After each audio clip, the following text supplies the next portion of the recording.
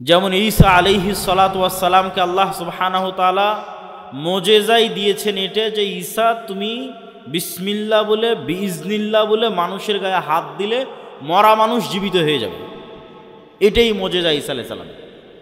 অথচ মরা মানুষ জীবিত হওয়া গায়েব, অসম্ভব, এটা অদৃশ্য, এটা পরকালে ঘটবে, কিয়ামতে ঘটবে, কিন্তু গায়েবের এই জিনিসকে আল্লাহ মুজিজা বানিয়ে দিয়েছেন ঈসা আলাইহিস সালামের জন্য। তাহলে ঈসা আলাইহিস সালামের বিশ্বাস যে আল্লাহ মৃতকে জীবিত করতে পারেন বেশি না আমার এবং আপনার বিশ্বাস বেশি? ঈসা আলাইহিস সালামেরটা বেশি।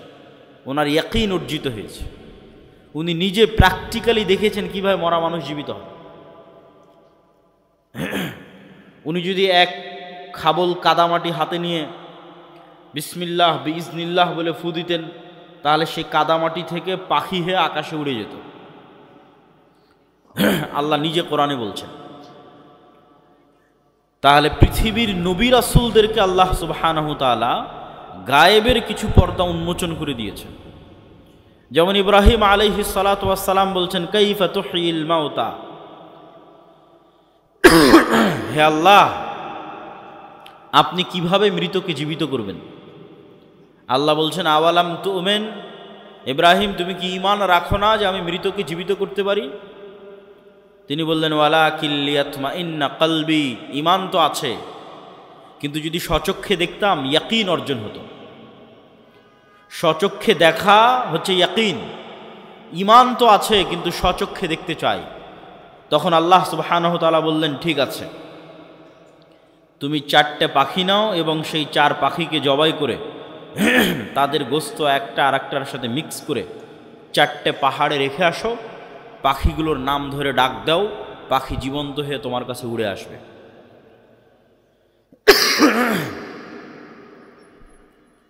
মুসা আলাইহিস সালাতু ওয়াস সালামের জন্য আল্লাহ তার ঈমান বিল গায়বে ইয়াকিন তৈরি করেছেন।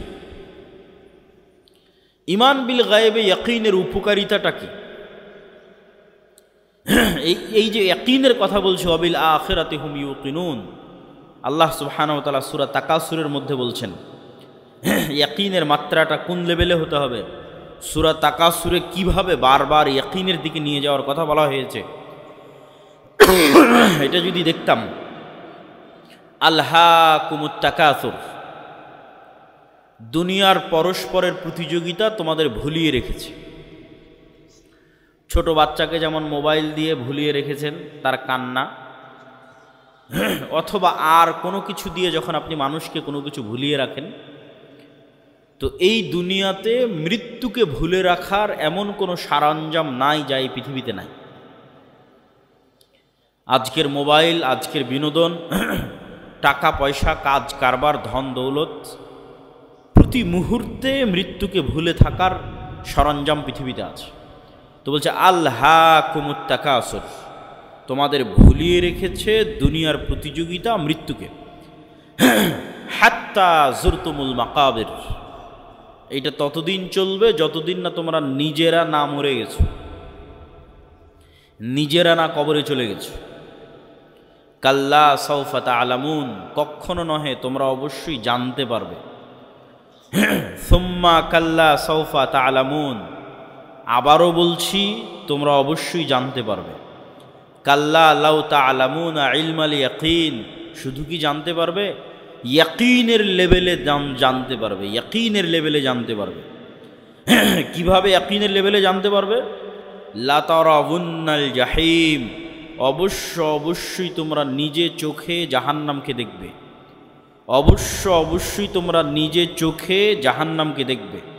সুম্মা লা তারাউন্নাহা আইনাল ইয়াকিন, আবারও বলছি অবশ্যই তোমরা তোমাদের চোখে ইয়াকিনের লেভেলে তোমাদের চোখ দিয়ে তোমরা দেখবে জাহান্নামকে, ইয়াকিন অর্জিত হবে তোমাদের। তাহলে শুধু ঈমান আর ইয়াকিনের লেভেলে ঈমান এক নয়। আমরা বিশ্বাস করি কবরের আযাব হবে, বিশ্বাস করি জান্নাত এবং জাহান্নাম আছে, আর মুহাম্মদ সাল্লাল্লাহু আলাইহি ওয়াসাল্লাম মেরাজের রাতে স্বচক্ষে জান্নাত দেখেছেন, স্বচক্ষে জাহান্নাম দেখেছেন, স্বচক্ষে কবরের আযাব দেখেছেন, তাহলে মুহাম্মদ সাল্লাল্লাহু আলাইহি ওয়াসাল্লামের ইয়াকিন অর্জিত হয়েছে, ওনার ঈমানের মাত্রা আমাদের চেয়ে বেশি। কেন? গায়েবের পর্দা ওনার জন্য উন্মোচন করে দেওয়া হয়েছে। উনি গায়েবের পর্দা চিরে 7 আসমান পর্যন্ত পৌঁছে গেছেন, ফলে ওনার ইয়াকিন অর্জিত হয়েছে। এই গায়েবের উপর ইয়াকিন কেন দরকার? এটাই মুসলমানদের মুক্তির একমাত্র রাস্তা, ঈমান বিল গায়েব, এবং মুসলমানদের অধপতনের একমাত্র কারণ ঈমান বিল গায়েব না থাকা। আজকের মুসলমানেরা আজকের আমেরিকা এবং আজকের ইসরায়েলের তুলনায় যত দুর্বল, আজকের গাজার মানুষ, আজকের রোহিঙ্গারা যত দুর্বল, আজ থেকে 3000, 4000, 5000 বছর পূর্বে মুসা আলাইহিস সালাতু ওয়াস সালাম আজকের মুসলমানদের চাইতে কয়েকশো, কয়েক হাজার গুণ বেশি দুর্বল ছিলেন। এটা যদি আমি আপনাকে উদাহরণ দিয়ে না বুঝাই, আপনি বুঝতে পারবেন না যে কেমনে মুসা আলাইহিস সালামের মতো নবী, যাকে আমরা এত বড় নবী মনে করি, সেই নবীকে বলা হচ্ছে তিনি আজকের মুসলমানদের চাইতে বেশি দুর্বল ছিলেন। জি, আপনার বগুড়ার শিবগঞ্জের আটমোলের একজন কৃষককে, একজন রাখালকে যদি আজকে দায়িত্ব দেওয়া হয়, যাও তোমাকে দায়িত্ব দিলাম ডোনাল্ড ট্রাম্পের কাছে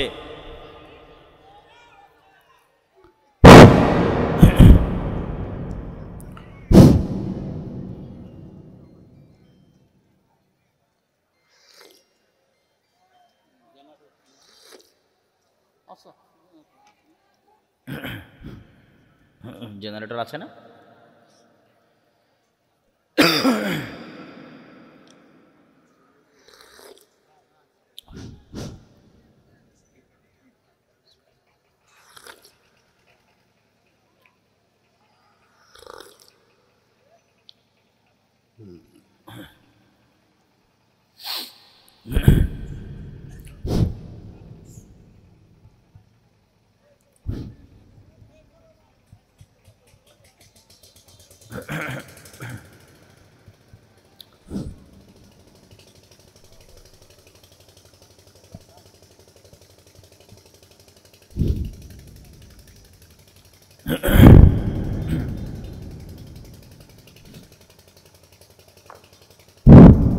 জি, আজকে বগুড়ার শিবগঞ্জের আটমোলের একজন রাখালকে দায়িত্ব দেওয়া হলো যে তুমি এখান থেকে ডোনাল্ড ট্রাম্পের কাছে গিয়ে দাওয়াতি কাজ করবা, রাশিয়ার ভ্লাদিমির পুতিনের কাছে গিয়ে দাওয়াতি কাজ করবা। তো এই আটমোলের এই কৃষক ডোনাল্ড ট্রাম্পের চেয়ে যত দুর্বল, আজ থেকে 4000 বছর আগে মুসা আলাইহিস সালাম ফেরাউনের তুলনায় তার চেয়ে বেশি দুর্বল ছিলেন। আপনার আটমোলের একজন সাধারণ রাখাল আজকের আমেরিকার প্রেসিডেন্ট ডোনাল্ড ট্রাম্পের তুলনায় যত দুর্বল, আজ থেকে 4000 বছর পূর্বে মুসা আলাইহিস সালাম ফেরাউনের তুলনায় তার চেয়ে বেশি দুর্বল ছিলেন। বাস্তবে আপনাকে বুঝিয়ে দিচ্ছি। আজকে শিবগঞ্জের আটমোলের এই কৃষকের নিজের জমি জায়গা আছে, তার বাপ মায়ের পরিচয় আছে, আত্মীয় স্বজনের পরিচয় আছে, যত গরিব হোক। আর আজ থেকে 4000 বছর আগে মুসা আলাইহিস সালাতু ওয়াস সালাম এমন এক গোলাম কওমের মেম্বার, এমন এক গোলাম জাতির সদস্য, যেই গোলাম জাতির ইউযাব্বিহুনা আবনাআকুম, যাদের প্রত্যেক ছেলে সন্তানকে জবাই করার আদেশ দেওয়া আছে। বাপ মা বেঁচে থাকতেও পরিচয় দিতে পারছে না যে এটা আমার সন্তান। বাপ মা বেঁচে থাকতেও বলতে পারছে না যে মুসা আমার সন্তান। তাহলে মুসার বাপ মা নাই। মুসার নিজস্ব কোনো পরিচয়, যে পরিচয় দিবে যে আমি বানু ইসরাইলের সদস্য, এটার সাহস, এটার বৈধতা ফেরাউনের যুগে মুসা আলাইহিস সালাতু ওয়াস সালামের ছিল না। 2, আজকের এই আটমোলের এই কৃষক ফাঁসির দণ্ডে দণ্ডিত আসামি নয়। আর মুসা আলাইহিস সালামকে যখন বলা হচ্ছে যাও ফেরাউনের কাছে, ইযহাব ইলা ফিরআউন ইন্নাহু তাগা, তখন মুসা আলাইহিস সালাতু ওয়াস সালাম ফেরাউনের দরবারে ফাঁসির দণ্ডে দণ্ডিত আসামি, পাওয়া মাত্র হত্যা করা হবে। আজকের আটমূল শিবগঞ্জের কৃষক ডোনাল্ড ট্রাম্পের নিমক খাওয়া নয়, যে ট্রাম্প তার বাড়ি গাড়ি টাকা পয়সা সব কিছু করে দিয়েছে, এই জন্য তার কাছে নত থাকতে হবে, এটার কোনো প্রয়োজনীয়তা নাই। কিন্তু মুসা আলাইহিস সালাম বড়ই হয়েছে ফেরাউনের বাড়িতে, খেয়েছে ফেরাউনের, থেকেছে ফেরাউনের বাড়িতে। আজ এই রকম এক গোলাম জাতির এরকম এক অসহায় নিরীহ সদস্য, ফাঁসির দণ্ডপ্রাপ্ত আসামিকে বলা হচ্ছে যাও তুমি যার বাড়িতে থেকে খেয়ে বড় হয়েছ তাকেই গিয়ে দাওয়াতি কাজ করো। 4, আজকের যেই কৃষককে বলা হচ্ছে যাও তুমি ডোনাল্ড ট্রাম্পের কাছে দাওয়াতি কাজ করো, সে এখন মানুষের বাড়ির চাকর নয়। আর যখন মুসা আলাইহিস সালামকে বলা হচ্ছে যাও ফেরাউনকে দাওয়াত দিতে হবে, তখন মুসা আলাইহিস সালাম প্রায় 10 বছর থেকে মানুষের বাড়ির কাজের লোক, প্রায় 10 বছর মানুষের বাড়ির কাজের লোক। তাহলে প্রায় 10 বছর থেকে মানুষের বাড়ির কাজের লোক, ফাঁসির দণ্ডপ্রাপ্ত আসামি, এমন এক গোলাম জাতির সদস্য যেখানে পরিচয় দেওয়া, বাপ মায়ের পক্ষে পরিচয় দেওয়া সম্ভব নয়, এটা আমার সন্তান, এই পরিচয় দিতে পারবে না, অসম্ভব, পরিচয় দিলে দুনিয়া থেকে বিদায় নিয়ে যেতে হবে। এই রকম নিরীহ অসহায় অবস্থায় মুসা আলাইহিস সালামকে বলা হয়েছে ফেরাউনের কাছে যেতে। আর ফেরাউন আজকের যুগে যে যত শক্তিশালী তার চেয়ে কয়েক শতগুণ বেশি শক্তিশালী। আমি যদি বুঝাতে না পারি সেটা আমার ব্যর্থতা, যে মুসা আলাইহিস সালাম আমার এবং আপনার চেয়ে বেশি দুর্বল ছিলেন। আজকের আমেরিকা এবং ইসরায়েলের তুলনায় যত দুর্বল, মুসা আলাইহিস সালাম তার চেয়ে শতগুণ, হাজার গুণ বেশি দুর্বল ছিলেন। এই জন্য মুসা আলাইহিস সালাম সাহস করেননি। মুসা আলাইহিস সালামের ঈমান বিল গায়েবে ইয়াকিন অর্জন হওয়ার পরও মুসা আলাইহিস সালাম ভয় পাচ্ছিলেন। তো তারপরও মুসা আলাইহিস সালাম যেতে পেরেছেন, দাওয়াত দিতে পেরেছেন, বিজয় অর্জন করেছেন, তার একটাই কারণ ঈমান বিল গায়েবে ইয়াকিন, যেটাতে আল্লাহ কোরআন শুরু করেছে ওয়ায়ুমিনুনা বিল গায়েব, গায়েবের উপর ইয়াকিন, ওয়াবিল আখিরাতি হুম ইউকিনুন, আখিরাতের উপর ইয়াকিন। তো মুসা আলাইহিস সালামের ঈমান বিল গায়েবে ইয়াকিন তৈরি করার জন্য আল্লাহ মুসা আলাইহিস সালামকে বলছেন, মুসা তোমার হাতে কি? তো বলে লাঠি। আল্লাহ যদি বলতেন মুসা যে জান্নাত থেকে একটা স্পেশাল লাঠি নিয়ে এসেছি, ম্যাজিক্যাল লাঠি, এই লাঠি তুমি ছাড়লে সাপ হয়ে যাবে, তাহলে মুসা আলাইহিস সালামের ঈমান বিল গায়েবে ইয়াকিন অর্জিত হতো না। ওই রকম জাদুকরেরা, ওইরকম কবিরাজেরা, সাপুড়েরা, তাদের কাছে স্পেশাল নিজের প্র্যাকটিস দেওয়া, প্রশিক্ষণ দেওয়া সাপ, পাথর, লাঠি সব থাকে, ওইটা দিয়ে সবই করা যায়।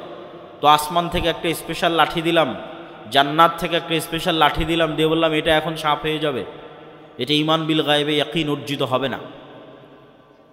তো যেই লাঠি মুসা আলাইহিস সালাম 10 বছর থেকে ব্যবহার করছে, 15 বছর থেকে ব্যবহার করছে, যেটা কোনো স্পেশাল লাঠি নয়, এমনি একটা, এই বাঁশ যেমন কোনো স্পেশাল নয়, একটা গাছ থেকে কেটে নিয়ে আসা হয়েছে, এইরকম। তো মুসা কি, তো লাঠি, কি করো, গাছের পাতা পাড়ি, গর্ত সামনে আসলে লাফ দিয়ে পার হয়ে যায়। তো মুসা যে লাঠি তুমি আজ 5-10 বছর 20 বছর থেকে ব্যবহার করছো, ওই লাঠিটা ছাড়ো, ওই লাঠিটা এখন সাপ হয়ে যাবে, ওই লাঠিটা সাপ হয়ে যাবে। আমার পক্ষ থেকে দেওয়া কোনো স্পেশাল লাঠি নয়, তোমার হাতে যেটা তুমি ব্যবহার করছো দীর্ঘদিন থেকে, ওটা সাপ হবে, যাতে তোমার ঈমান বিল গায়েবে ইয়াকিন অর্জিত হয় যে চোখে যা দেখা যায় তাই সব কিছু নয়, এর বাইরেও এমন একজন সত্তা আছে, ওহুয়া আলা কুল্লি শাইইন কাদির, যিনি সকল কিছুর উপর ক্ষমতাবান।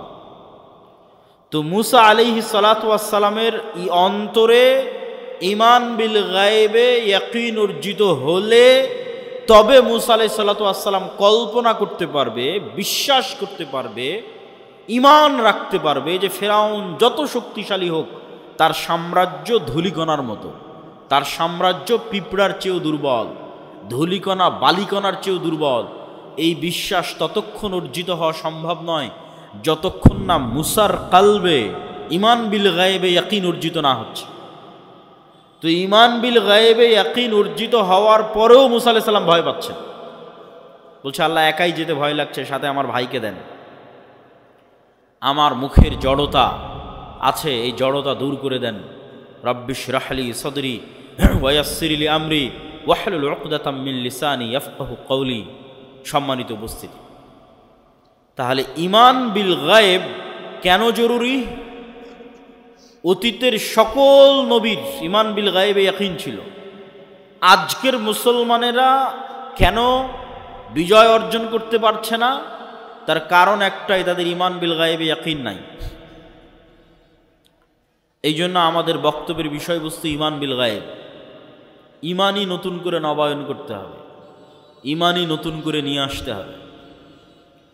এবং ঈমান বিল গায়েবে আজকের পয়েন্ট আল ঈমান বিল মালাইকা, ফেরেশতাদের উপর ঈমান, যেটা দিয়ে আমি আপনাদেরকে বক্তব্য শুরু করেছি যে রাস্তাঘাটে যারা আছেন, বাজারে যারা আছেন, তারা এসে ফেরেশতাদের সাথে বসেন। কেননা এই মজলিসে কারা আছে বলেন তো? একটু জোরে বলেন, এই মজলিসে কারা আছে?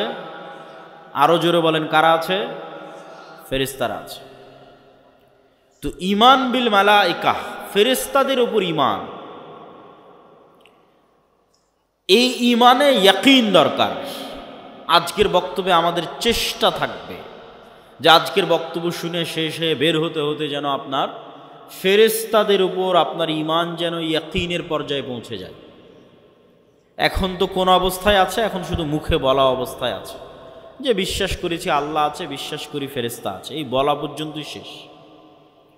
বাস্তবেই ফেরেশতা আছে এই লেভেলের ইয়াকিন নাই। তো আজকের বক্তব্যে আমাদের বিষয়বস্তু, আমরা ফেরেশতাদের উপর বিশ্বাসকে ইয়াকিনের লেভেলে নিয়ে যাব। ফেরেশতারা তৈরি নূরের, আর নূর পৃথিবীতে অস্তিত্বশীল বিরাজমান এক প্রকারের আলো, যা চোখে দেখা যায় না। তবে এই লাইটের আলো নয়, সূর্যের আলো নয়, তবে এই লাইটের আলো যেমন বিরাজমান, জ্বলতেই যেমন পুরো এলাকা আলোকিত হয়ে গেছে, ধরা যাচ্ছে না কিন্তু অস্তিত্ব বোঝা যাচ্ছে।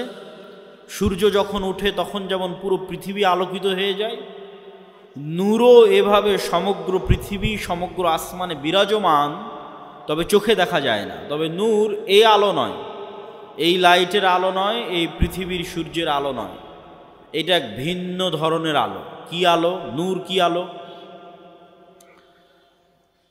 রাসূলুল্লাহ সাল্লাল্লাহু আলাইহি ওয়াসাল্লাম বলেন, হিজাবুহুন নূর, আল্লাহ সুবহানাহু তাআলার চেহারার পর্দা নূর।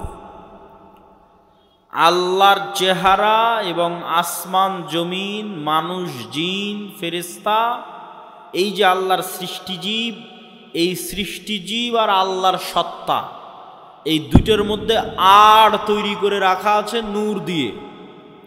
আল্লাহর চেহারা ঢাকা আছে নূর দিয়ে। লাউ কাশাফাহু, যদি এই নূরকে সরিয়ে নেওয়া হয়, যে নূর আসমান জমিন এবং সর্বত্র বিরাজমান, এই নূরকে যদি সরিয়ে নেওয়া হয়, লা আহরাকাত সুবহাত ওয়াজহি, তাহলে আল্লাহ সুবহানাহু তাআলার চেহারা প্রকাশ পেয়ে যাবে। আর আল্লাহ সুবহানাহু তাআলার চেহারা যদি প্রকাশ পেয়ে যায়, তাহলে আল্লাহর চেহারার তাজাল্লিতে আসমান জমিন জ্বলে পুড়ে ছারখার হয়ে যাবে। তো এই জন্য আল্লাহর চেহারা ঢাকা আছে নূর দিয়ে।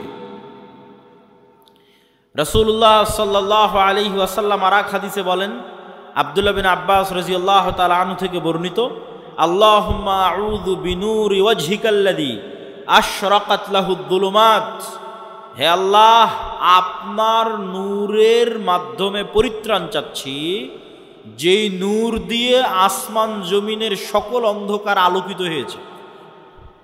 ওয়াসালুহা আলাইহি আমরুদ দুনিয়া ওয়াল আখিরাহ, যেই নূরের উপর আসমান জমিনের সকল কাজ নির্ভরশীল। যেই নূর দিয়ে আসমান জমিনের সকল অন্ধকার আলোকিত হয়েছে, যেই নূরের উপর আসমান জমিনের সকল কাজ নির্ভরশীল, সেই নূর দিয়ে আপনার কাছে পরিত্রাণ চাচ্ছি।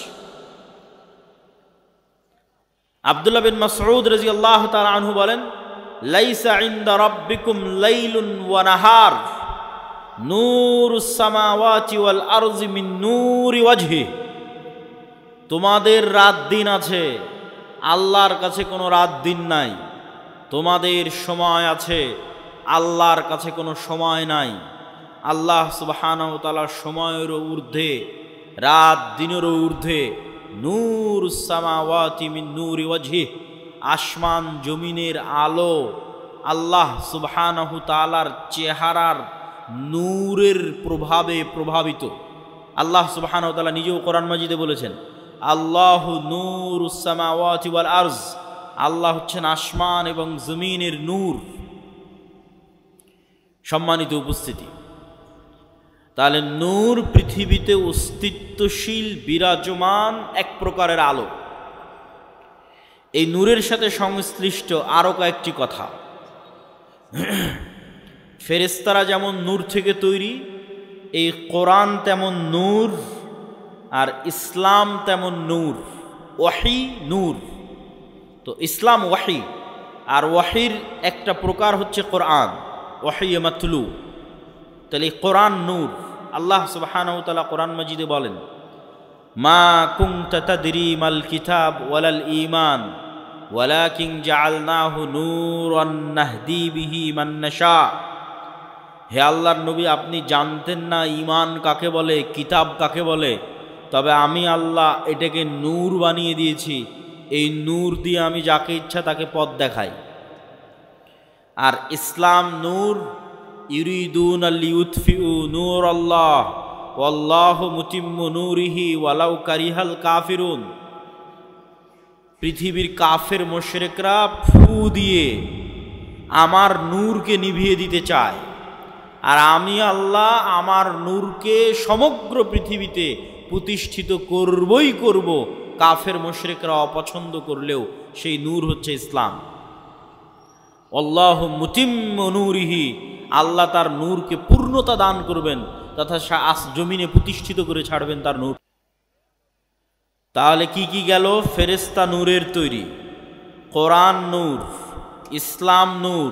এবার 4 নাম্বার, আমার এবং আপনার সৎ আমল নূর তৈরি করে। আমার এবং আপনার সৎ আমল নূর তৈরি করে। আল্লাহ সুবহানাহু ওয়া তাআলা কোরআন মাজিদে বলছেন, ইয়াউমা তারাল মুমিনিনা ওয়াল মুমিনাত নূরুহুম ইয়াসআ বাইনা আইদিহিম ওয়া বিআইমানিহিম।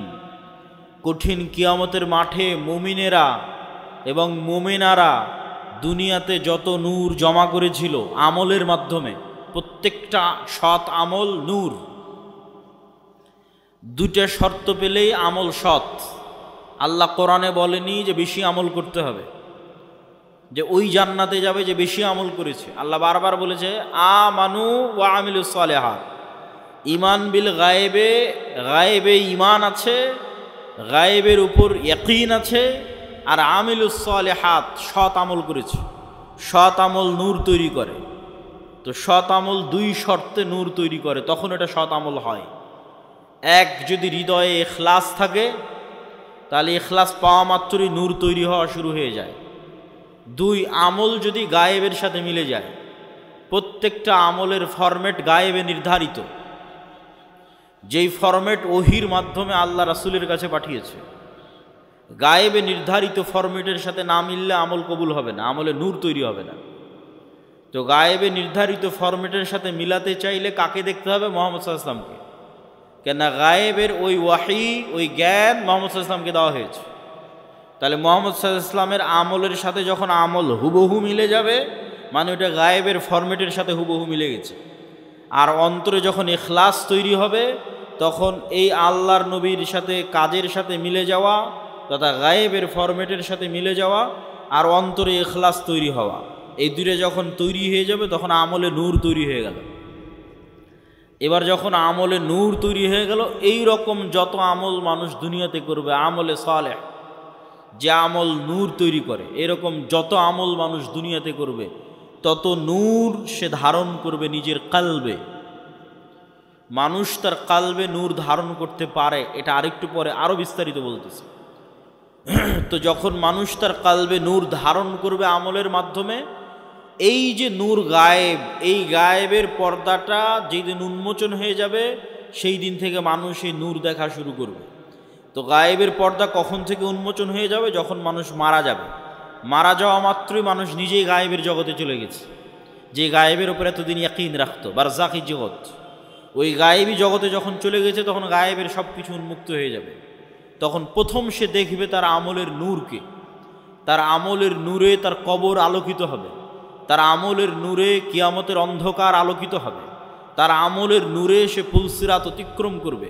তা আল্লাহ কোরআনে বলছে, ইয়াউমা তারাল মুমিনিনা ওয়াল মুমিনাত নূরুহুম ইয়াসআ বাইনা আইদিহিম ওয়া বিআইমানিহিম, যে কিয়ামতের মাঠে মুমিন মুমিনারা দেখবে দুনিয়াতে যত নূর জমা করেছিল সে আমলের নূর তাদের ডানে এবং তাদের সামনে ছুটে চলতেছে, বিচ্ছুরিত হচ্ছে। বলেন আল্লাহু আকবার।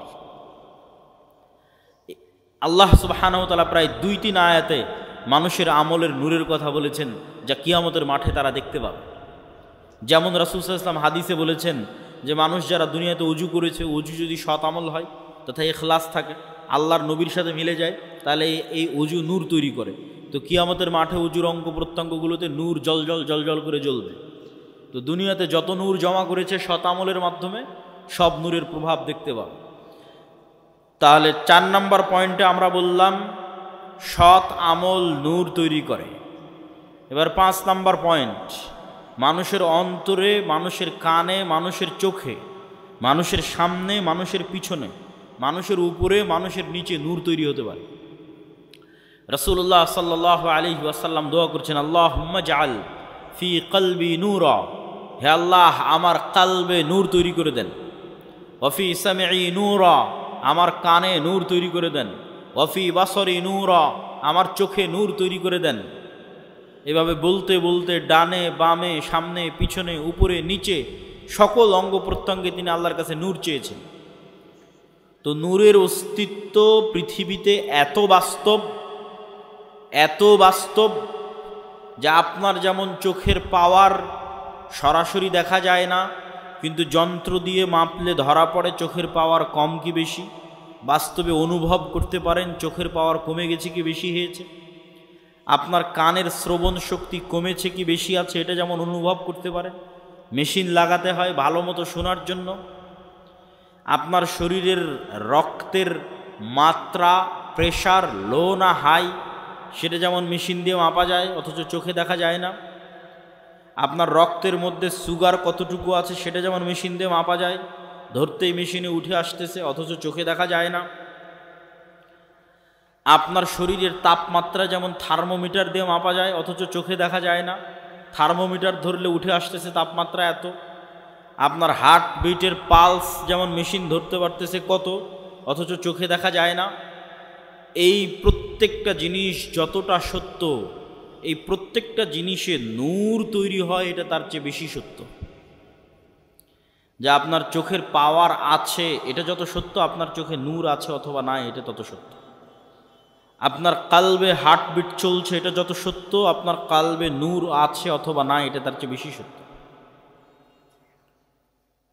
আজকে এখানে যতজন উপস্থিত হয়েছেন, এখন উপস্থিত আছেন, তাদের কালবে ন্যূনতম নূর আছে দেখে আপনি এখানে উপস্থিত হয়েছেন। ন্যূনতম নূর আছে দেখে উপস্থিত হয়েছে। আর কার কালবে নূর নাই, একটুকু নাই। একটা আলামত বলি, যার কালবে চুল পরিমাণও নূর নাই, যাদের ক্ষেত্রে আল্লাহ কোরআনে বলেছেন খাতামাল্লাহু আলা কুলুবিহিম, আল্লাহ তাদের অন্তরে মোহর মেরে দিয়েছেন, মৃত হৃদয়। তো এই মৃত হৃদয়ের একটা আলামত কি? যেমন কেউ যদি পরপর 3 জুমার সালাত পরিত্যাগ করে, তো রাসূল সাল্লাল্লাহু আলাইহি ওয়াসাল্লাম বলেছেন আল্লাহ আর অন্তরে মোহর মেরে দেয়, তথা ওই অন্তরে নূর নাই, শেষ, মৃত হৃদয়। চলছে হার্টবিট কিন্তু পশুর মতো, চলছে রক্তনালী কিন্তু পশুর মতো, তথা আর জীবিত সে নাই, কেননা তার কাল্ব জীবিত নাই, তার কাল্ব মারা গেছে, নূর নাই। নূর না থাকলে কাল্ব মৃত্যুবরণ করে। সম্মানিত উপস্থিতি, তাহলে আমরা কয়েক পয়েন্টে আপনাদের সামনে তুলে ধরলাম যে নূর পৃথিবীতে অস্তিত্বশীল, বিরাজমান, মানুষের কালবে চোখে কানে তৈরি হতে পারে। কোরআন নূর, ইসলাম নূর, ফেরেশতারা নূরের তৈরি, এবং মানুষের সৎ আমল নূর তৈরি করে, এবং নূর তৈরি করতে করতে আমল আসমানের দিকে উঠতে থাকে। ইলাইহি ইয়ারফাউল কালিমুত তাইয়্যিব ইয়াসআদুল কালিমুত তাইয়্যিব, সৎ কথা, সৎ বাক্য আল্লাহর দিকে উঠে যেতে থাকে, উপরের দিকে উঠে যেতে থাকে। এবং ইবনুল কাইয়িম রাহিমাহুল্লাহ বলছেন, মানুষের রূহ নূরুন লাতিফ, মানুষের রূহ হচ্ছে এক প্রকারের সূক্ষ্ম নূর। এই জন্য রূহ দেখা যায় না, কেননা নূর অদৃশ্য, তো রূহ অদৃশ্য। কিন্তু মানুষের আত্মপরিচয় রূহের উপর নির্ভর করে। মানুষকে যদি পুনরায়ও মানুষের শরীরের সকল কিছু যদি কাজে লাগানো যায়, আর যদি রূহ না দেওয়া যায়, তাহলে আত্মপরিচয় ফিরে আসবে না। যেমন আইনস্টাইনের ব্রেন যদি কপি করা যায়, ইমাম বুখারীর ব্রেন যদি কপি করা যায়, বিজ্ঞান যদি এই লেভেলে পৌঁছে যায়, কিন্তু ইমাম বুখারী, আইনস্টাইন, নিউটন ওরা ফিরে আসবে না, ওদের আত্মপরিচয় ফিরে আসবে না। কেন? আত্মপরিচয় নির্ভর করে রূহের উপর। নূরুন লতিফ। ইয়াসআলুনাকা আনির রূহ কুলির রূহু মিন আমরি রাব্বি। মানুষজন জিজ্ঞেস করে, বলে রূহ কি? আপনি বলে দিন, রূহ আল্লাহর আদেশ। আল্লাহ যখন চান প্রতি রাতে এই রূহকে উঠিয়ে নেন। যাদের আল্লাহ মৃত্যু দিতে চান তাদের রূহকে তার কাছে আটকে রেখে দেন, এরা সকালবেলা মৃত অবস্থায় উঠে। আর যাদের আল্লাহ সুবহানাহু ওয়া তাআলা বাঁচিয়ে রাখতে চান, এদের রূহকে আবার ফেরত দিয়ে দেন। এই জন্য সকালবেলা এরা জীবিত অবস্থায় উঠে। এই জন্য দোয়ার মধ্যে বলা হয়েছে, আল্লাহুম্মা বিইসমিকা আমুতু, হে আল্লাহ তোমার নামে আমি মারা যাচ্ছি। কেননা তখন রূহের কাজ শেষ হয়ে যায়। রূহের কাজ দেখা, রূহের কাজ শোনা, রূহের কাজ চিন্তা করা, রূহের কাজ বোঝা। বাকি শরীরের হার্টবিট, রক্ত সঞ্চালন এগুলো তো চলছেই, কিন্তু দেখা, শোনা, চিন্তা, গবেষণা যখন বন্ধ হয়ে যায় তখন রূহের কাজ শেষ। এই জন্য যখন মানুষ ঘুমিয়ে যায় তখন রূহের আর কোনো কাজ থাকে না, তখন রূহ উড়াল দেয়। আল্লাহ সুবহানাহু ওয়া তাআলা তার কাছে নিয়ে নেন রূহকে। কোরআনের আয়াতে আল্লাহ সুবহানাহু ওয়া তাআলা বলছেন। এবং সকালবেলা যখন ঘুম থেকে উঠে তখনও দোয়ার মধ্যে শিখিয়ে দেওয়া আছে যে প্রশংসা ওই আল্লাহর, যিনি আমাদেরকে পুনরায় জীবিত করেছে মৃত্যু দেওয়ার পর। তাহলে মৃত্যু দিল কখন? ঘুমই মৃত্যু। এবং প্রত্যেকটা লেভেলে পরবর্তী লেভেলের আলামত আছে, প্রত্যেক লেভেলে পরবর্তী লেভেলের আলামত আছে। এখন আমরা কোন লেভেলে আছি? এখন আছি দুনিয়ার লেভেলে। এই দুনিয়াতে বসে থেকেই বারজাখি জীবন কেমন হবে তার আলামত দেওয়া আছে, যে পরের জগৎটা কেমন হবে তুমি দুনিয়াতে বেঁচে থাকতেই বুঝে নাও। এবার যখন বারজাখি জগতে চলে যাবেন তখন ওখানে আলামত দেওয়া হবে যে কিয়ামতের পরের জগৎ কেমন হবে, তুমি এখান থেকে বুঝে নাও। বারজাখি জগৎ থেকে হালকা হালকা বুঝতে পারবে, কেননা জান্নাতের সাথে দরজা খুলে দেওয়া হবে, কারো দরজা জাহান্নামের সাথে খুলে দেওয়া হবে। সরাসরি জান্নাতে দেওয়া হবে না, সরাসরি জাহান্নামে দেওয়া হবে না, কিন্তু ওখানে বসে থেকে বুঝতে পারবে হালকা হালকা যে জান্নাত কেমন হতে পারে। ওখান থেকে বসে থেকে বুঝতে পারবে হালকা হালকা যে জাহান্নাম কেমন হতে পারে। ঠিক এই দুনিয়াতে বসে থেকে এই পরের জগতের একটু আলামত, সেটাই হচ্ছে ঘুম। যে মৃত্যুর জগৎ কেমন হতে পারে সেটার আলামতই হচ্ছে ঘুম। প্রতিদিন মানুষ মৃত্যুবরণ করে। বারজাখি জগৎ কেমন হতে পারে সেটার আলামতই হচ্ছে ঘুম। এবং মানুষের যে এই ট্রান্সফার, এইটা অবাস্তব নয়, এটার অসংখ্য চিহ্ন আল্লাহর সৃষ্টিজীবের মধ্যে আছে। গায়েবের অসংখ্য আলামত আল্লাহ হয়তো মানুষের মধ্যে দিয়ে রাখেনি, কিন্তু আল্লাহর অন্য সৃষ্টিজীবের মধ্যে দিয়ে রেখেছে। যেমন আল্লাহর একটা সৃষ্টিজীব প্রজাপতি। প্রজাপতি কিভাবে তৈরি হয়? প্রজাপতি প্রথমে শুঁয়ো পোকা থাকে, পোকা হিসেবে সে বিভিন্ন গাছের পাতা খেয়ে বেড়ায়।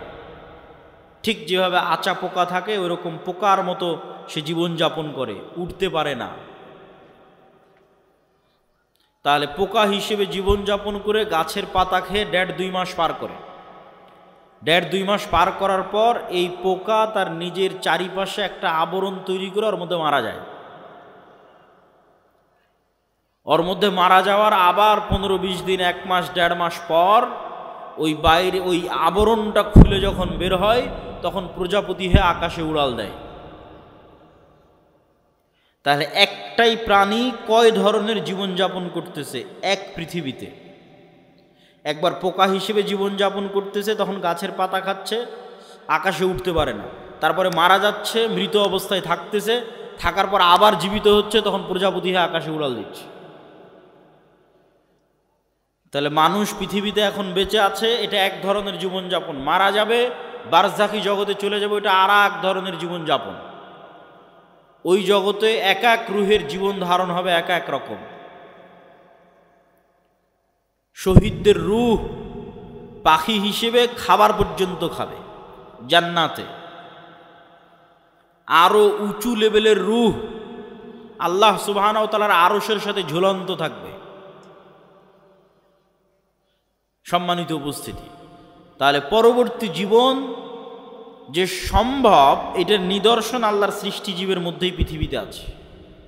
একই সময়ে বিভিন্ন ধরনের জীবনযাপন করা যেতে পারে, তার প্রমাণ আল্লাহর অন্য সৃষ্টিজীবের মধ্যে আছে। তা আমরা আলোচনা করছিলাম নূর, গায়েব, ফেরেশতা। ফেরেশতারা নূরের তৈরি, আর নূর পৃথিবীতে বিরাজমান। নূর পৃথিবীতে অস্তিত্বশীল। এবার চলেন আমরা দেখব সাহাবীদের বিশ্বাস কেমন ছিল ফেরেশতাদের উপরে। রাসূল সাল্লাল্লাহু আলাইহি ওয়াসাল্লামের জীবদ্দশায় সাহাবীদের বিশ্বাস কেমন ছিল ফেরেশতাদের উপরে, তার দুই একটা হাদিস দেখে নিই। ফেরেশতাদেরকে দেখা সম্ভব, ফেরেশতাদের আওয়াজ শোনা সম্ভব, ফেরেশতাদের অস্তিত্বের অনুভূতি সম্ভব। নবী ছাড়া সাধারণ মানুষও ফেরেশতা দেখেছে, নবী ছাড়া সাধারণ মানুষও ফেরেশতার আওয়াজ শুনেছে। আবু হুরায়রা রাদিয়াল্লাহু তাআলা আনহু থেকে বর্ণিত, তিনি বলেন, একদিন এক ব্যক্তি রাস্তা দিয়ে চলতেছে, তো আকাশ থেকে একটা আওয়াজ পেল, ইসকি হাদিকাতা ফুলান, উমুকের বাগানে পানি বর্ষণ করো। তো সেই ব্যক্তি দেখলো মেঘমালা ওই নির্দিষ্ট একটা বাগানে গিয়ে সেখানে বৃষ্টি বর্ষণ করলো। সেই বৃষ্টি বর্ষণের পানি নালা বেয়ে পড়ে যাচ্ছে। তো এই পানির আলামত ধরে ধরে যারা পিছনে দাঁড়িয়ে আছেন তারা এই পাশে, আমার হাতের বাম পাশে জায়গা খালি আছে, যারা ডান দিকে অথবা পিছনে দাঁড়িয়ে আছেন তারা হাতের বাম পাশে চলে এসে বসতে পারে। তো অদৃশ্য গায়েব থেকে আওয়াজ শুনে ওই ব্যক্তি ওই পানির লাইন ধরে ধরে জমিতে গেল। তো গিয়ে দেখে সেখানে একটা ব্যক্তি কাজ করতেছে, জমি চাষ করতেছে। বলে, ভাই তোমার নাম কি? তো বলে, আমার নাম এই।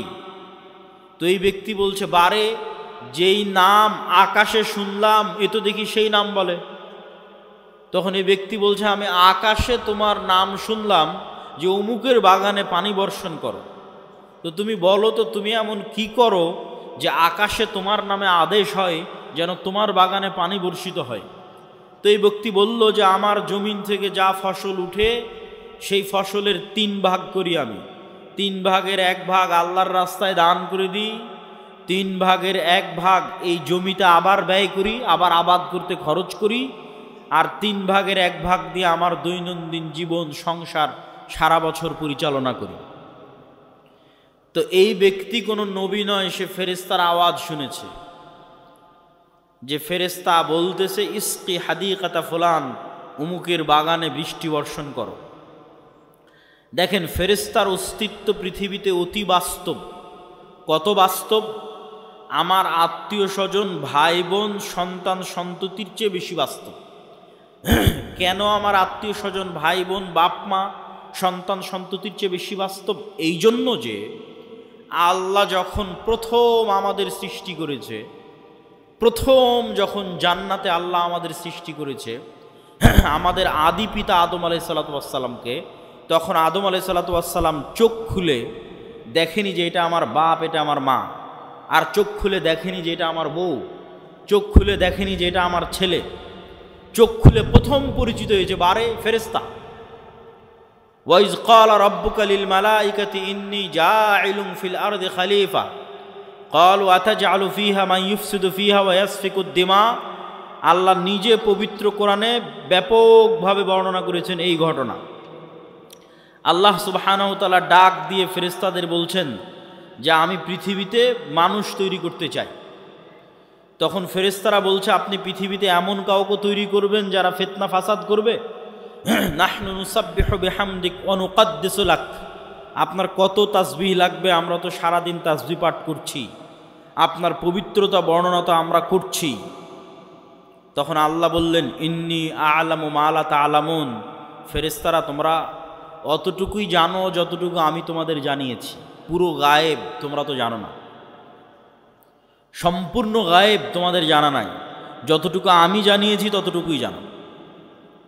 ওয়া আল্লামা আদামাল আসমাআ কুল্লাহা সুম্মা আরাদাহুম আলাল মালাইকা, আদমকে কিয়ামত পর্যন্ত যা সৃষ্টি হবে সব আল্লাহ শিখিয়ে দিয়েছেন। ওই ক্যামেরা, ওই কম্পিউটার, ওই মোবাইল, ওই বিমান, ওই পারমাণবিক বম সব আদম আলাইহিসসালাতু ওয়াসসালাম জানতেন। আদম আলাইহিসসালাতু ওয়াসসালামের ব্রেনে ছিল বলেই সেটা ট্রান্সফার হতে হতে হতে হতে হতে হতে মানুষের ব্রেনে এখনও আছে। এই জন্য ওটা মানুষ বের করে নিয়ে আসতে পারতেছে। যদি বাপের ব্রেনে না থাকে জীবনে সম্ভব নয় ওটা নিয়ে আসা। বাপের ব্রেনে ছিল, ট্রান্সফার হতে হতে মানুষের ব্রেনেও আছে। সময় সাপেক্ষে যুগের প্রয়োজনে বের হতে থেকেছে। যুগের চাহিদায় ওই পর্দাটা উন্মুক্ত হয়ে গেছে, যুগের চাহিদায় ওই পর্দাটা উন্মুক্ত হয়ে গেছে, ওই জ্ঞানের দরজাটা খুলে গেছে। কিন্তু সবগুলো জ্ঞান আগেই বাপের ব্রেনে রাখা আছে। বাপের ব্রেন থেকে ট্রান্সফার হতে হতে সন্তানের ব্রেনেও আসতে থেকেছে। যুগের প্রয়োজনে যখন যে জ্ঞানের দরকার, যখন যে গায়েবের পর্দা উন্মোচন হওয়ার দরকার, সেটা উন্মোচন হতে থেকেছে। ওয়া আল্লামা আদামাল আসমাআ কুল্লাহা, সব শিখিয়ে দিলেন আল্লাহ আদম আলাইহিস সালাম। তারপরে ফেরেশতাদের ডাক দিয়ে বললেন, ফেরেশতারা বলো, আম্বিউনি বিআসমাই হাউলাই, এগুলোর নাম বলো, এগুলো কি? তখন ফেরেশতারা আর বলতে পারে না। ক্বালু সুবহানাক লা ইলমা লানা ইল্লা মা আল্লামতানা, আল্লাহ আপনার পবিত্রতা, আপনি মহাপবিত্র, আমরা অতটুকুই জানি যতটুকু আপনি জানিয়েছেন, এর বাইরে আমাদের জানার কোনো ক্ষমতা নেই। ইন্নাকা আনতাল আলিমুল হাকিম, আপনি হলেন সর্বজ্ঞানী, আপনি হলেন সর্বজ্ঞানী এবং সর্বপ্রজ্ঞাময়। তখন আল্লাহ বললেন, ইয়া আদম আম্বিউহুম, এই যে আদম, এবার তুমি বলো তো এই জিনিসগুলোর নাম কি? ফালাম্মা আম্বাআহুম বিআসমাইহিম, তখন আদম আলাইহিস সালাতু ওয়াস সালাম সবগুলোর নাম বলে দিলেন। এবার আল্লাহ ফেরেশতাদের বলেন, ওয়াইজ কুলনা লিল মালাইকাতি ইসজুদু লি আদম, তখন আমি আল্লাহ ফেরেশতাদের বললাম, ফেরেশতারা তোমরা এবার আদমকে সিজদা করো। তাহলে আমরা সবার আগে কাদেরকে দেখলাম এবার বলেন? জোরে বলেন না যে কাদের দেখলাম, না আর এক মানুষকে দেখেছি। তাহলে আপনার বাপ মা আগে না ফেরেশতা আগে? ফেরেশতা আগে। আপনার সন্তান আগে না ফেরেশতা আগে? আপনার সন্তানের অস্তিত্বের চেয়ে বিশেষত্ব আপনার সাথে ফেরেশতা আছে, আমাদের সাথে ফেরেশতা আছে। আপনার বাপ মায়ের অস্তিত্বের চেয়ে বিশেষত্ব যে আমাদের সাথে ফেরেশতা আছে। কেন আমরা যখন প্রথম সৃষ্টি হয়েছি তখন থেকে ফেরেশতাদের সাথে আমরা কানেক্টেড, তখন থেকে আমরা ফেরেশতাদের দেখেছি। গায়েবের উপর ঈমান না থাকার কারণে দুনিয়াতে এসে ভুলে গেছি। তাহলে আদম আলাইহিস সালাতু ওয়াস সালামের ঈমান কোন লেভেলের হবে যে ফেরেশতারা আছে? আদম আলাইহিস সালাতু ওয়াস সালামের ঈমান তার ছেলের অস্তিত্বের চেয়ে বেশি যে ফেরেশতারা আছে। আদম আলাইহিস সালাতু ওয়াস সালামের ঈমান তার স্ত্রী হাওয়ার অস্তিত্বের চেয়ে বেশি যে ফেরেশতারা আছে। সম্মানিত উপস্থিতি, তাহলে ফেরেশতাদের অস্তিত্ব আছে, নূর বিরাজ করতেছে, দেখি না কেন, দেখা যায় না কেন, কি সমস্যা? তো এইটার ক্ষেত্রে আপনাকে দু একটা উদাহরণ দিই। আজ থেকে 100 বছর আগে আটমূলের যে মানুষটা মারা গেছে, সেই মানুষটাকে আজকে উঠান, যদি তাকে জীবিত করা যায় তাহলে সে জীবিত হলো। জীবিত হওয়ার পর সেই মানুষকে আপনি বলবেন যে আমি আব্দুল্লাহ আওয়াজ দিব, এখানে বাজবে ঢাকায়, সাথে সাথে আমি আওয়াজ দিব, এখানে আওয়াজ বাজবে কোথায়? ঢাকাতে। আমি আওয়াজ দিব, এখানে বাজবে আমেরিকাতে। আমি আওয়াজ দিব, এখানে বাজবে মক্কায়। সে কি বিশ্বাস করবে? কিন্তু এখন তো বাজতেছে, এই যে লাইভ চলতেছে, সারা পৃথিবীতে বাজতেছে, বলতেছি এখানে, বাজতেছে সারা পৃথিবীতে। তাহলে এই যে ইলেকট্রোম্যাগনেটিক ওয়েভ, তরঙ্গ, আলোর তরঙ্গ ওয়েভ, এইটার মধ্যে ডাটা ধারণ করার ক্ষমতা, তথ্য, মানুষের কথা এটার মধ্যে থাকতে পারে, মানুষের দৃশ্য এটার মধ্যে থাকতে পারে। এইটা আল্লাহ যেই দিন পৃথিবী সৃষ্টি করেছে ওই দিন থেকেই আছে, মানুষ জানেনি, গায়েব। তাহলে 100 বছর আগে আটমূল থেকে যে মানুষ চলে গেছে এটার কাছে গায়েব। যে তার আওয়াজ এই ওয়েভের মধ্যে থেকে যেতে পারে, তার দৃশ্য এই ওয়েভের মধ্যে দিয়ে প্রবাহিত হতে পারে। শুধু তাই নয়, মানুষের পক্ষে যদি আজকে সম্ভব হয় যে মানুষ আলোর গতি তথা যেই আলোর মাধ্যমে, যে ওয়েভের মাধ্যমে আমার কথা মোবাইল দিয়ে এখন ঢাকাতেও বাজতেছে, লালমনিরহাটেও বাজতেছে, আমেরিকা, লন্ডন, ইউরোপেও বাজতেছে, সৌদি, কুয়েত, কাতার, বাহরাইনেও বাজতেছে, এখন সাথে সাথে যেই ওয়েভের মধ্যে দিয়ে আমার দৃশ্য ছুটে চলে যাচ্ছে, যেই ওয়েভের মধ্যে দিয়ে আমার আওয়াজ ছুটে চলে যাচ্ছে, এর চাইতে যদি আমরা কোনো গতিশীল কিছু আবিষ্কার করতে পারি যে এর চেয়ে দ্রুত আমি উড়ে চলে যাব, মানুষের পক্ষে সম্ভব নয়। কিন্তু কল্পনা করেন যে আমরা করে ফেলেছি এরকম একটা আবিষ্কার যে আমার আওয়াজ যত দ্রুত ঢাকায় যাচ্ছে আমি এর চেয়ে আগে ঢাকায় পৌঁছে যাব। এবং আবিষ্কার করার পর এখান থেকে বিমানে যদি ঢাকায় আমার যেতে আধা ঘন্টা লাগে, তো রাস্তার গাড়িতে 4 ঘন্টা লাগবে। তো আমি আধা ঘন্টা আগে ঢাকায় পৌঁছে গেছি, রাস্তার গাড়ি পৌঁছার আগে আমি ঢাকা পৌঁছে গেছি বিমানে। তো আমার এই আওয়াজ আমেরিকা পৌঁছার আগে আমি পৌঁছে গেছি। এত দ্রুত গতির আমরা কিছু আবিষ্কার করতে পেরেছি। এই আবিষ্কার করতে পারার পর এবার যদি 15 আলোক বর্ষ অতীতে চলে যাই দ্রুত, যে 15 বছর আগে যে কথা বলেছিলাম ওই কথা এখন মহাবিশ্বে যেই জায়গায় আছে ওর আগে আমি গিয়ে পৌঁছে যাব, যেহেতু ওর চেয়ে দ্রুত আমি কিছু আবিষ্কার করতে পেরেছি। পৌঁছে গিয়ে এবার এই মোবাইলের মতো, এই ক্যামেরার মতো যদি ওখানে কিছু সেট করতে পারেন, তাহলে 15 বছর আগে আপনি কি বলেছিলেন ওই আপনার বলা কথা আপনি শুনতে পাবেন, বাজতেছে। 15 বছর আগে আপনি কি করেছিলেন, আপনার করা কাজ আপনি লাইভ দেখতে পাবেন, এই যে আমি এটা করতেছি, কেননা ওইটা এই আলোর তরঙ্গের মধ্যে সেভ আছে, হারায়নি। বিজ্ঞানীরা এখনও জানে না যে পৃথিবী যখন প্রথম সৃষ্টি হয়েছে তখন পৃথিবী থেকে যে আলো মহাবিশ্বের দিকে ছুটতে থেকেছে ওইটা এখনও মহাবিশ্বের শেষ মাথায় পৌঁছতে পেরেছে কিনা। তাহলে এভাবে যদি 1400 বছর আগে চলে যান, তাহলে মুহাম্মদ সাল্লাল্লাহু আলাইহি ওয়াসাল্লামের হাদিস বুখারীতে পড়া লাগবে না, আপনি কানে শুনতে পাবেন, নিজে কানে শুনতে পাবেন, যেমন এখন লাইভ বাজতেছে।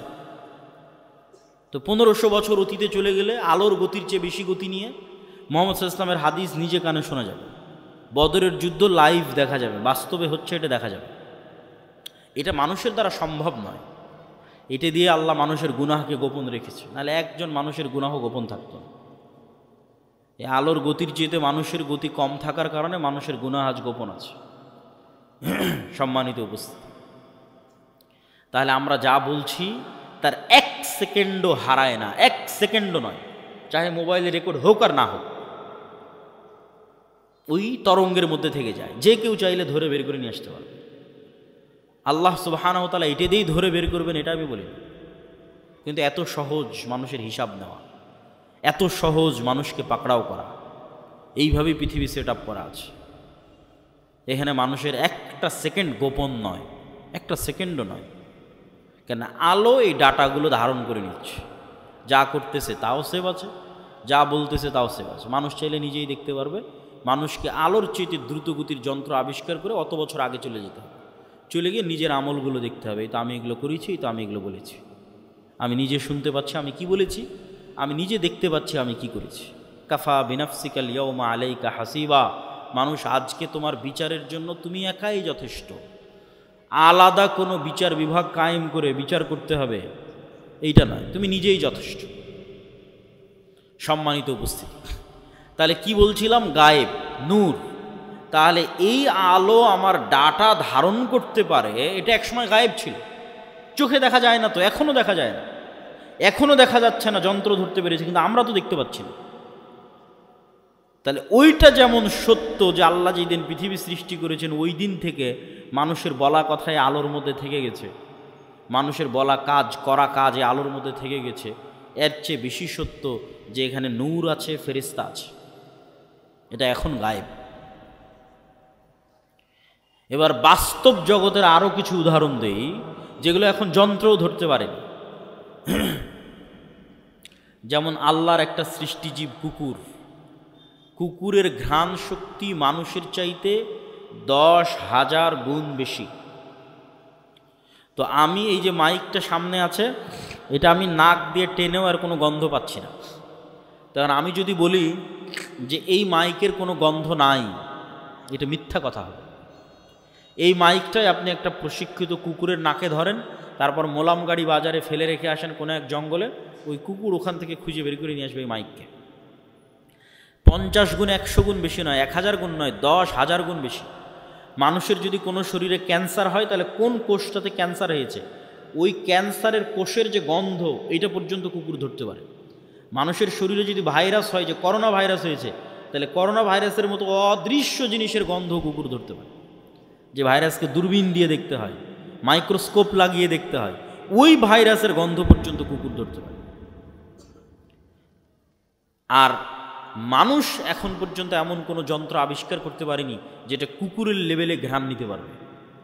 এই জন্য মানুষ কুকুরকেই কাজে লাগায়, যে একটা যন্ত্র আমি আবিষ্কার করেছি যেটা কুকুরের মতো ঘ্রাণ নিতে পারবে, নাই, এরকম কোনো যন্ত্র আবিষ্কৃত হয়নি। তাহলে পৃথিবীতে এমনও ঘ্রাণ আছে যেই ঘ্রাণ মানুষ পায় না, যেই ঘ্রাণ মানুষের তৈরি কোনো যন্ত্রও পায় না। এখন এখানে যদি মিসকে আম্বরের মতো সুগন্ধি থাকে, ধরেন কথার কথা ফেরেশতারা এসেছে, ফেরেশতাদের গায়ে মিসকে আম্বরের মতো সুগন্ধি আছে, ওই সুগন্ধি আমি পাচ্ছি না। কথা কি আমার বুঝতে পারছেন? তো আমি যে ওই সুগন্ধি পাচ্ছি না, তার মানে সুগন্ধি নাই, এটা কি ঠিক? এটা ঠিক নয়। ঠিক তেমনি এমনও আওয়াজ আছে, কবরের আযাব কই, শুনতে তো পাই না। পাশ দিয়ে পিঁপড়া যাচ্ছে, শুনতে পান? শুনতে পাই না। এই রেকর্ডারও যদি ওই পিঁপড়ার কাছে লাগান তবুও ধরা যাবে না পিঁপড়ার আওয়াজ।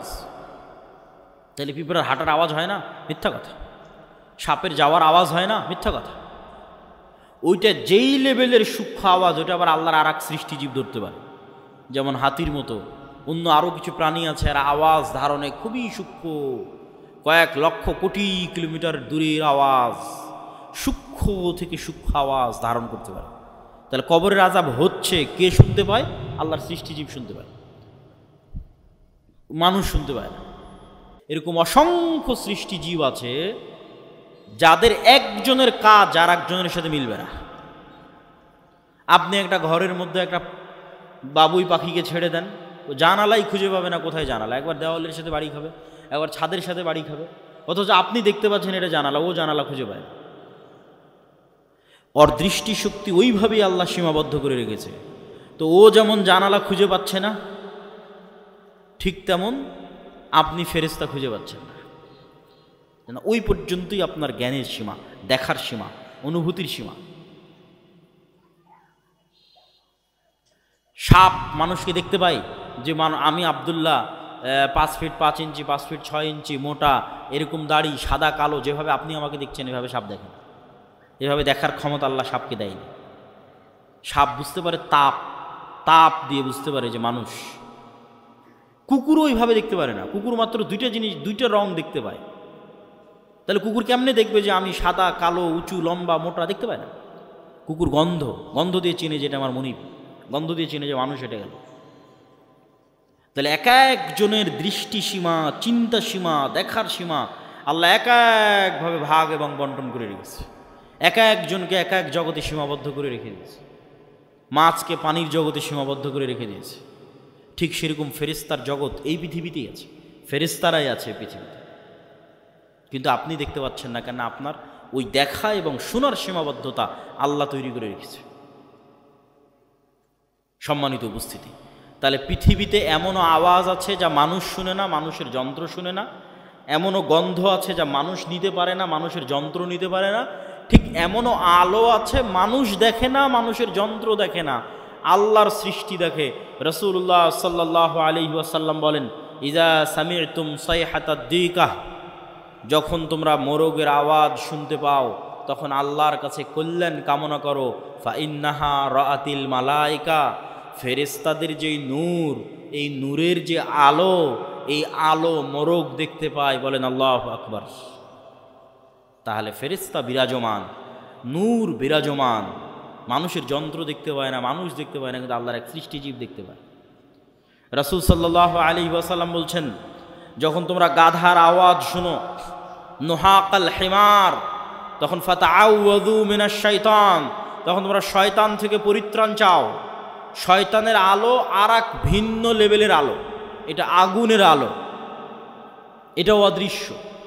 মাইক্রোওয়েভ ওভেনের যে হিটিং, এইটা যেমন অদৃশ্য, ঠিক তেমন জিনের আলো, শয়তানের আলো অদৃশ্য, কিন্তু ওই আলো কুকুর দেখতে পায়, গাধা দেখতে পায়, মানুষ দেখতে পায় না। সম্মানিত উপস্থিতি, তাহলে আমি আপনি দেখতে পাই না মানে অস্তিত্ব নাই, এটা সম্পূর্ণ মিথ্যা কথা, সম্পূর্ণ ডাহা মিথ্যা কথা। যেগুলোর নিদর্শন, যেগুলোর আলামত আল্লাহ নিজে পৃথিবীতে দিয়ে রেখেছে। তাহলে আমরা কি বলছিলাম? ফেরেশতা আছে, ফেরেশতার আওয়াজ মানুষ শুনতে পারে, ফেরেশতাকে দেখতেও পারে। বনু ইসরাইলের 3 জন ব্যক্তি অন্ধ, কুষ্ঠ, টাক, আল্লাহ ফেরেশতা পাঠিয়েছে তাদের কাছে মানুষ হিসেবে পরীক্ষা নেওয়ার জন্য। রাসূল সাল্লাল্লাহু আলাইহি ওয়াসাল্লাম একদিন মসজিদে নববীতে বসে আছে, একজন অপরিচিত মানুষ আসলো, যে অপরিচিত মানুষের পোশাকে সফরের আলামত নাই, লা ইউরা আসারুস সাফার, সফরের কোনো আলামত নাই, আর তাকে মদিনার কেউ চিনেও না। তো জিজ্ঞেস করছে, মাল ইসলাম, মাল ইমান, মাল ইহসান, মাতাসাআহ, ইমান কি, ইসলাম কি, কিয়ামত কখন হবে? জিজ্ঞেস করে উত্তর নিয়ে বিদায় নিয়ে চলে যাচ্ছে। রাসূল সাল্লাল্লাহু আলাইহি ওয়াসাল্লাম বললেন, জানো কে এসেছিল? জিবরাইল এসেছিল দিন শিখানোর জন্য। তাহলে সাহাবীদের ফেরেশতাদের উপর ঈমান কোথায়? সাহাবীদের ঈমান ফেরেশতাদের উপর কোথায়? এই মর্মে এবার আরও কয়েকটা হাদিস আপনাদের সামনে তুলে ধরব। জাবের রাদিয়াল্লাহু তাআলা আনহু বলছেন, সাদ বিন মুআজ আনসারী সাহাবী, আউস খাজরাজ গোত্রের প্রধান, খন্দকের যুদ্ধে আহত অবস্থায় শহীদ হয়েছে, ইয়াং বয়সে, 35, 38, 40 বছর বয়সে। রাসূল সাল্লাল্লাহু আলাইহি ওয়াসাল্লামের আশেপাশে যেগুলো ছিল সব ইয়াং। রাসূলুল্লাহ সাল্লাল্লাহু আলাইহি ওয়াসাল্লাম বললেন, ইহতাজ্জালাহু আরশুর রহমান, আল্লাহর আরশ কেঁপে উঠেছে সাদ বিন মুআজের মৃত্যুতে। ওয়া ফুতিহাত লাহু আবওয়াবুস সামা, আসমানের সব দরজা আজকে সাদ বিন মুআজের মৃত্যুতে খুলে দেওয়া হয়েছে। ওয়া শাহিদাহু ৭০ আলফাম মিনাল মালাইকা, ৭০,০০০ ফেরেশতা আমাদের সাথে আজকের জানাজায় অংশগ্রহণ করেছে সাদ বিন মুআজের জানাজায়। বলেন আল্লাহু আকবার। তো আসমানের দরজা থাকতে পারে, এটা কঠিন তো কিছু নয়। আমরা তো আসমান থেকেই পৃথিবীতে এসেছি, জান্নাত থেকেই পৃথিবীতে এসেছি। আদি পিতা আদম আলাইহিস সালাতু ওয়াস সালাম তো আসমানেই ছিলেন, জান্নাতেই ছিলেন, এটা অস্বাভাবিক কিছু না। তো জান্নাত থেকে নামতে হলে তো কোনো না কোনো দরজা দিয়েই নেমেছে। সেই দরজা দিয়ে ঈসা আলাইহিস সালাতু ওয়াস সালাম উপরে উঠে গেছে, সেই দরজা দিয়ে মুহাম্মদ সাল্লাল্লাহু আলাইহি ওয়াসাল্লাম উপরে উঠে গেছে। ছিলামই তো আমরা জান্নাতে, আসমানে। সুতরাং এই যোগাযোগ কঠিন, অস্বাভাবিক কিছু না। আর ফেরেশতা নেমে ৭০,০০০ ফেরেশতা নেমে অংশগ্রহণ করলে ওটা অস্বাভাবিক। আল্লাহ কোরআনে আয়াতই শুরু করেছে সূরা বাকারাতে যে মানুষ সৃষ্টি শুরুই হচ্ছে ফেরেশতাদের সাথে কথোপকথন দিয়ে। আদম আলাইহিস সালাতু ওয়াস সালাম চোখ খুলেই দেখতেছে ফেরেশতাদের, তাহলে এটা অস্বাভাবিক না। ঈমান বিল গায়ব না থাকার কারণে মনে হচ্ছে অস্বাভাবিক, ঈমান বিল গায়বে ইয়াকিন না থাকার কারণে মনে হচ্ছে অস্বাভাবিক। জাবের রাদিয়াল্লাহু তাআলা আনহু বলছেন, লাম্মা কুতিলা আবি, আমার পিতা যখন মারা গেল, অনেক মেয়ে রেখে, ঋণ রেখে,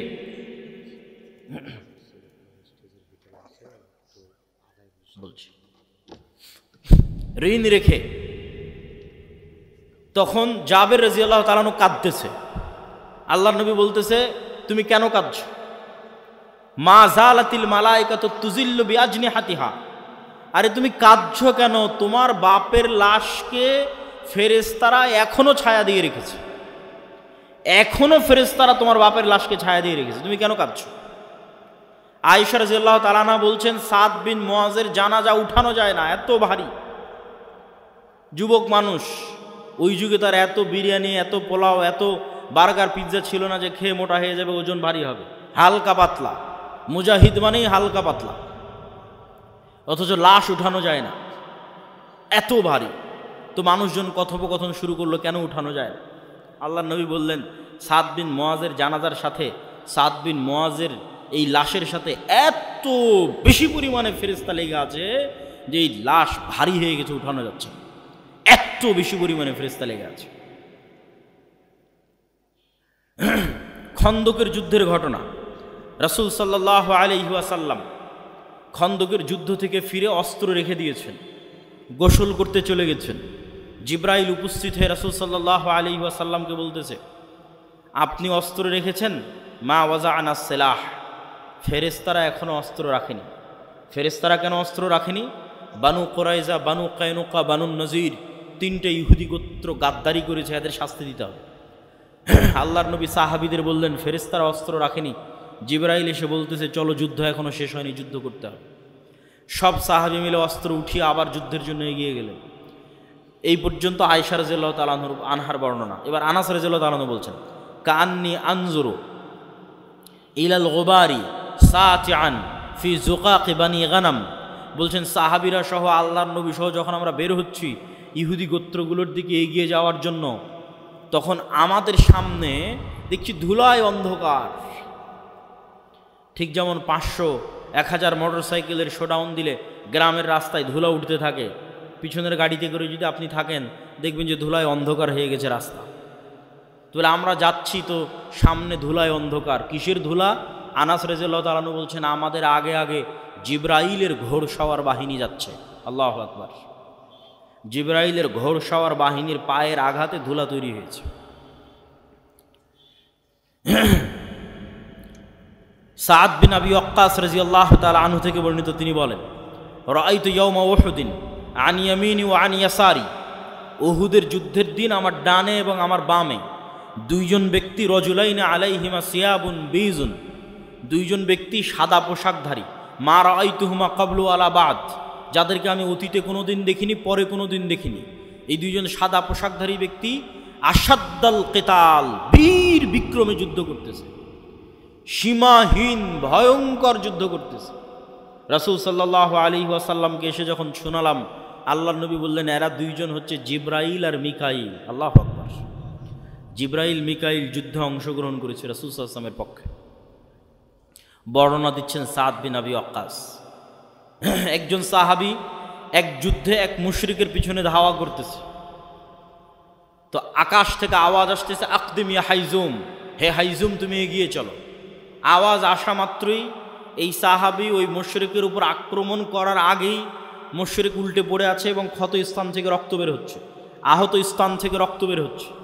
সাহাবী রাসূল সাল্লাল্লাহু আলাইহি ওয়াসাল্লামকে এসে ঘটনা শোনালে আল্লাহর নবী বললেন জালিকা মিন মাদাদিস সামাইস সালিসা, এটা ছিল তৃতীয় আসমান থেকে আসা ফেরেশতার আক্রমণ। উহুদের যুদ্ধের দিন হানজালা রাদিয়াল্লাহু তাআলা আনহু শহীদ হয়েছে। তার স্ত্রীর মারফতে জানা যাচ্ছে যে তিনি ফরজ গোসল অবস্থায় বাসর ঘর থেকে বের হয়ে গেছেন জিহাদের ডাক শুনে। সাহাবীরা আল্লাহর নবীকে বললেন হানজালাকে গোসল দিতে হবে। রাসূল সাল্লাল্লাহু আলাইহি ওয়াসাল্লাম বলেন ইন্না সাহিবাকুম তুগাসসিলুহুল মালায়েকা, তোমরা আর হানজালাকে কি গোসল দিবা? ফেরেশতারা ইতিমধ্যে গোসল দিয়ে ফেলেছে। তাহলে এবার আপনি শুধু চিন্তা করবেন সাহাবীদের ঈমান ফেরেশতার অস্তিত্বের উপর, আর আমার আর আপনার ঈমান ফেরেশতার অস্তিত্বের উপর। ঈমান বিল গায়বে ইয়াকিন, যেটা আমাদের বক্তব্যের মূল বিষয়বস্তু, যার এক পয়েন্টে আমরা আছি ঈমান বিল মালায়েকা, ফেরেশতার উপর ইয়াকিন, ফেরেশতার অস্তিত্বের উপর ইয়াকিন। তো এগুলো কি শুধু হাদিসে এসেছে? না। আচ্ছা, এগুলো কি শুধু হাদিসে এসেছে? না, স্বয়ং আল্লাহ সুবহানাহু ওয়া তাআলা কোরআন মাজিদে বলতেছে। আল্লাহ সুবহানাহু ওয়া তাআলা কোরআন মাজিদে মুসলমানদের বিভিন্ন যুদ্ধে ফেরেশতা অবতীর্ণ করার কথা 5-6 আয়াতে বলেছে। ইস্তাস্তাগীসুনা রাব্বাকুম ফাস্তাজাবা লাকুম আন্নী মুমিদ্দুকুম বিআলফিম মিনাল মালাইকাতি মুরদিফিন, তোমরা আল্লাহর কাছে বিপদে পড়ে সাহায্য চেয়েছিলে, আমি আল্লাহ আসমান থেকে তোমাদের পক্ষে 1000 ফেরেশতা অবতীর্ণ করেছি। আর এক আয়াতে আল্লাহ সুবহানাহু ওয়া তাআলা বলছেন ইস্তাকুলু লিল মুমিনিনা আলা ইয়াকফিয়াকুম আন ইউমিদ্দাকুম রাব্বুকুম বিসালাসাতি আলাফিম মিনাল মালাইকা, তোমাদের জন্য কি যথেষ্ট নয় যে আল্লাহ আসমান থেকে 3000 ফেরেশতা অবতীর্ণ করেছে? যদি প্রয়োজন হয় আল্লাহ 5000 ফেরেশতা আসমান থেকে অবতীর্ণ করবেন। সম্মানিত উপস্থিতি, তাহলে ফেরেশতারা আল্লাহর নবীর পক্ষ হয়ে যুদ্ধে অংশগ্রহণ করেছে, আর সেই ফেরেশতাদের সাহাবীরা দেখেছে, সেই ফেরেশতাদের অস্তিত্বের প্রভাব সাহাবীরা দেখেছে।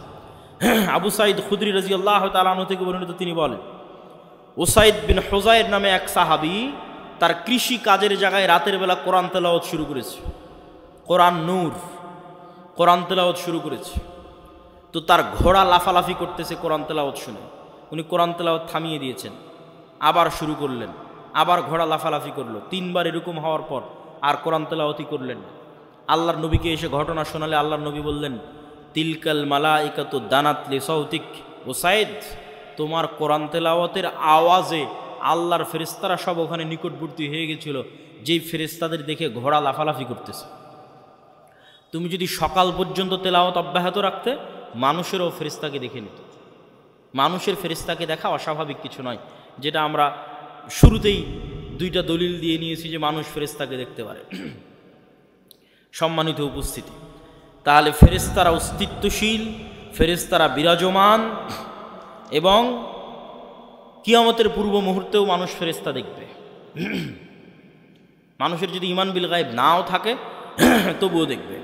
ঈসা আলাইহিস সালাতু ওয়াস সালাম যখন নেমে আসবে তখন 2 ফেরেশতার কাঁধে নেমে আসবে। দাজ্জাল যখন মক্কা এবং মদিনায় প্রবেশ করবে তখন ফেরেশতারা উন্মুক্ত তরবারি হাতে থাকবে।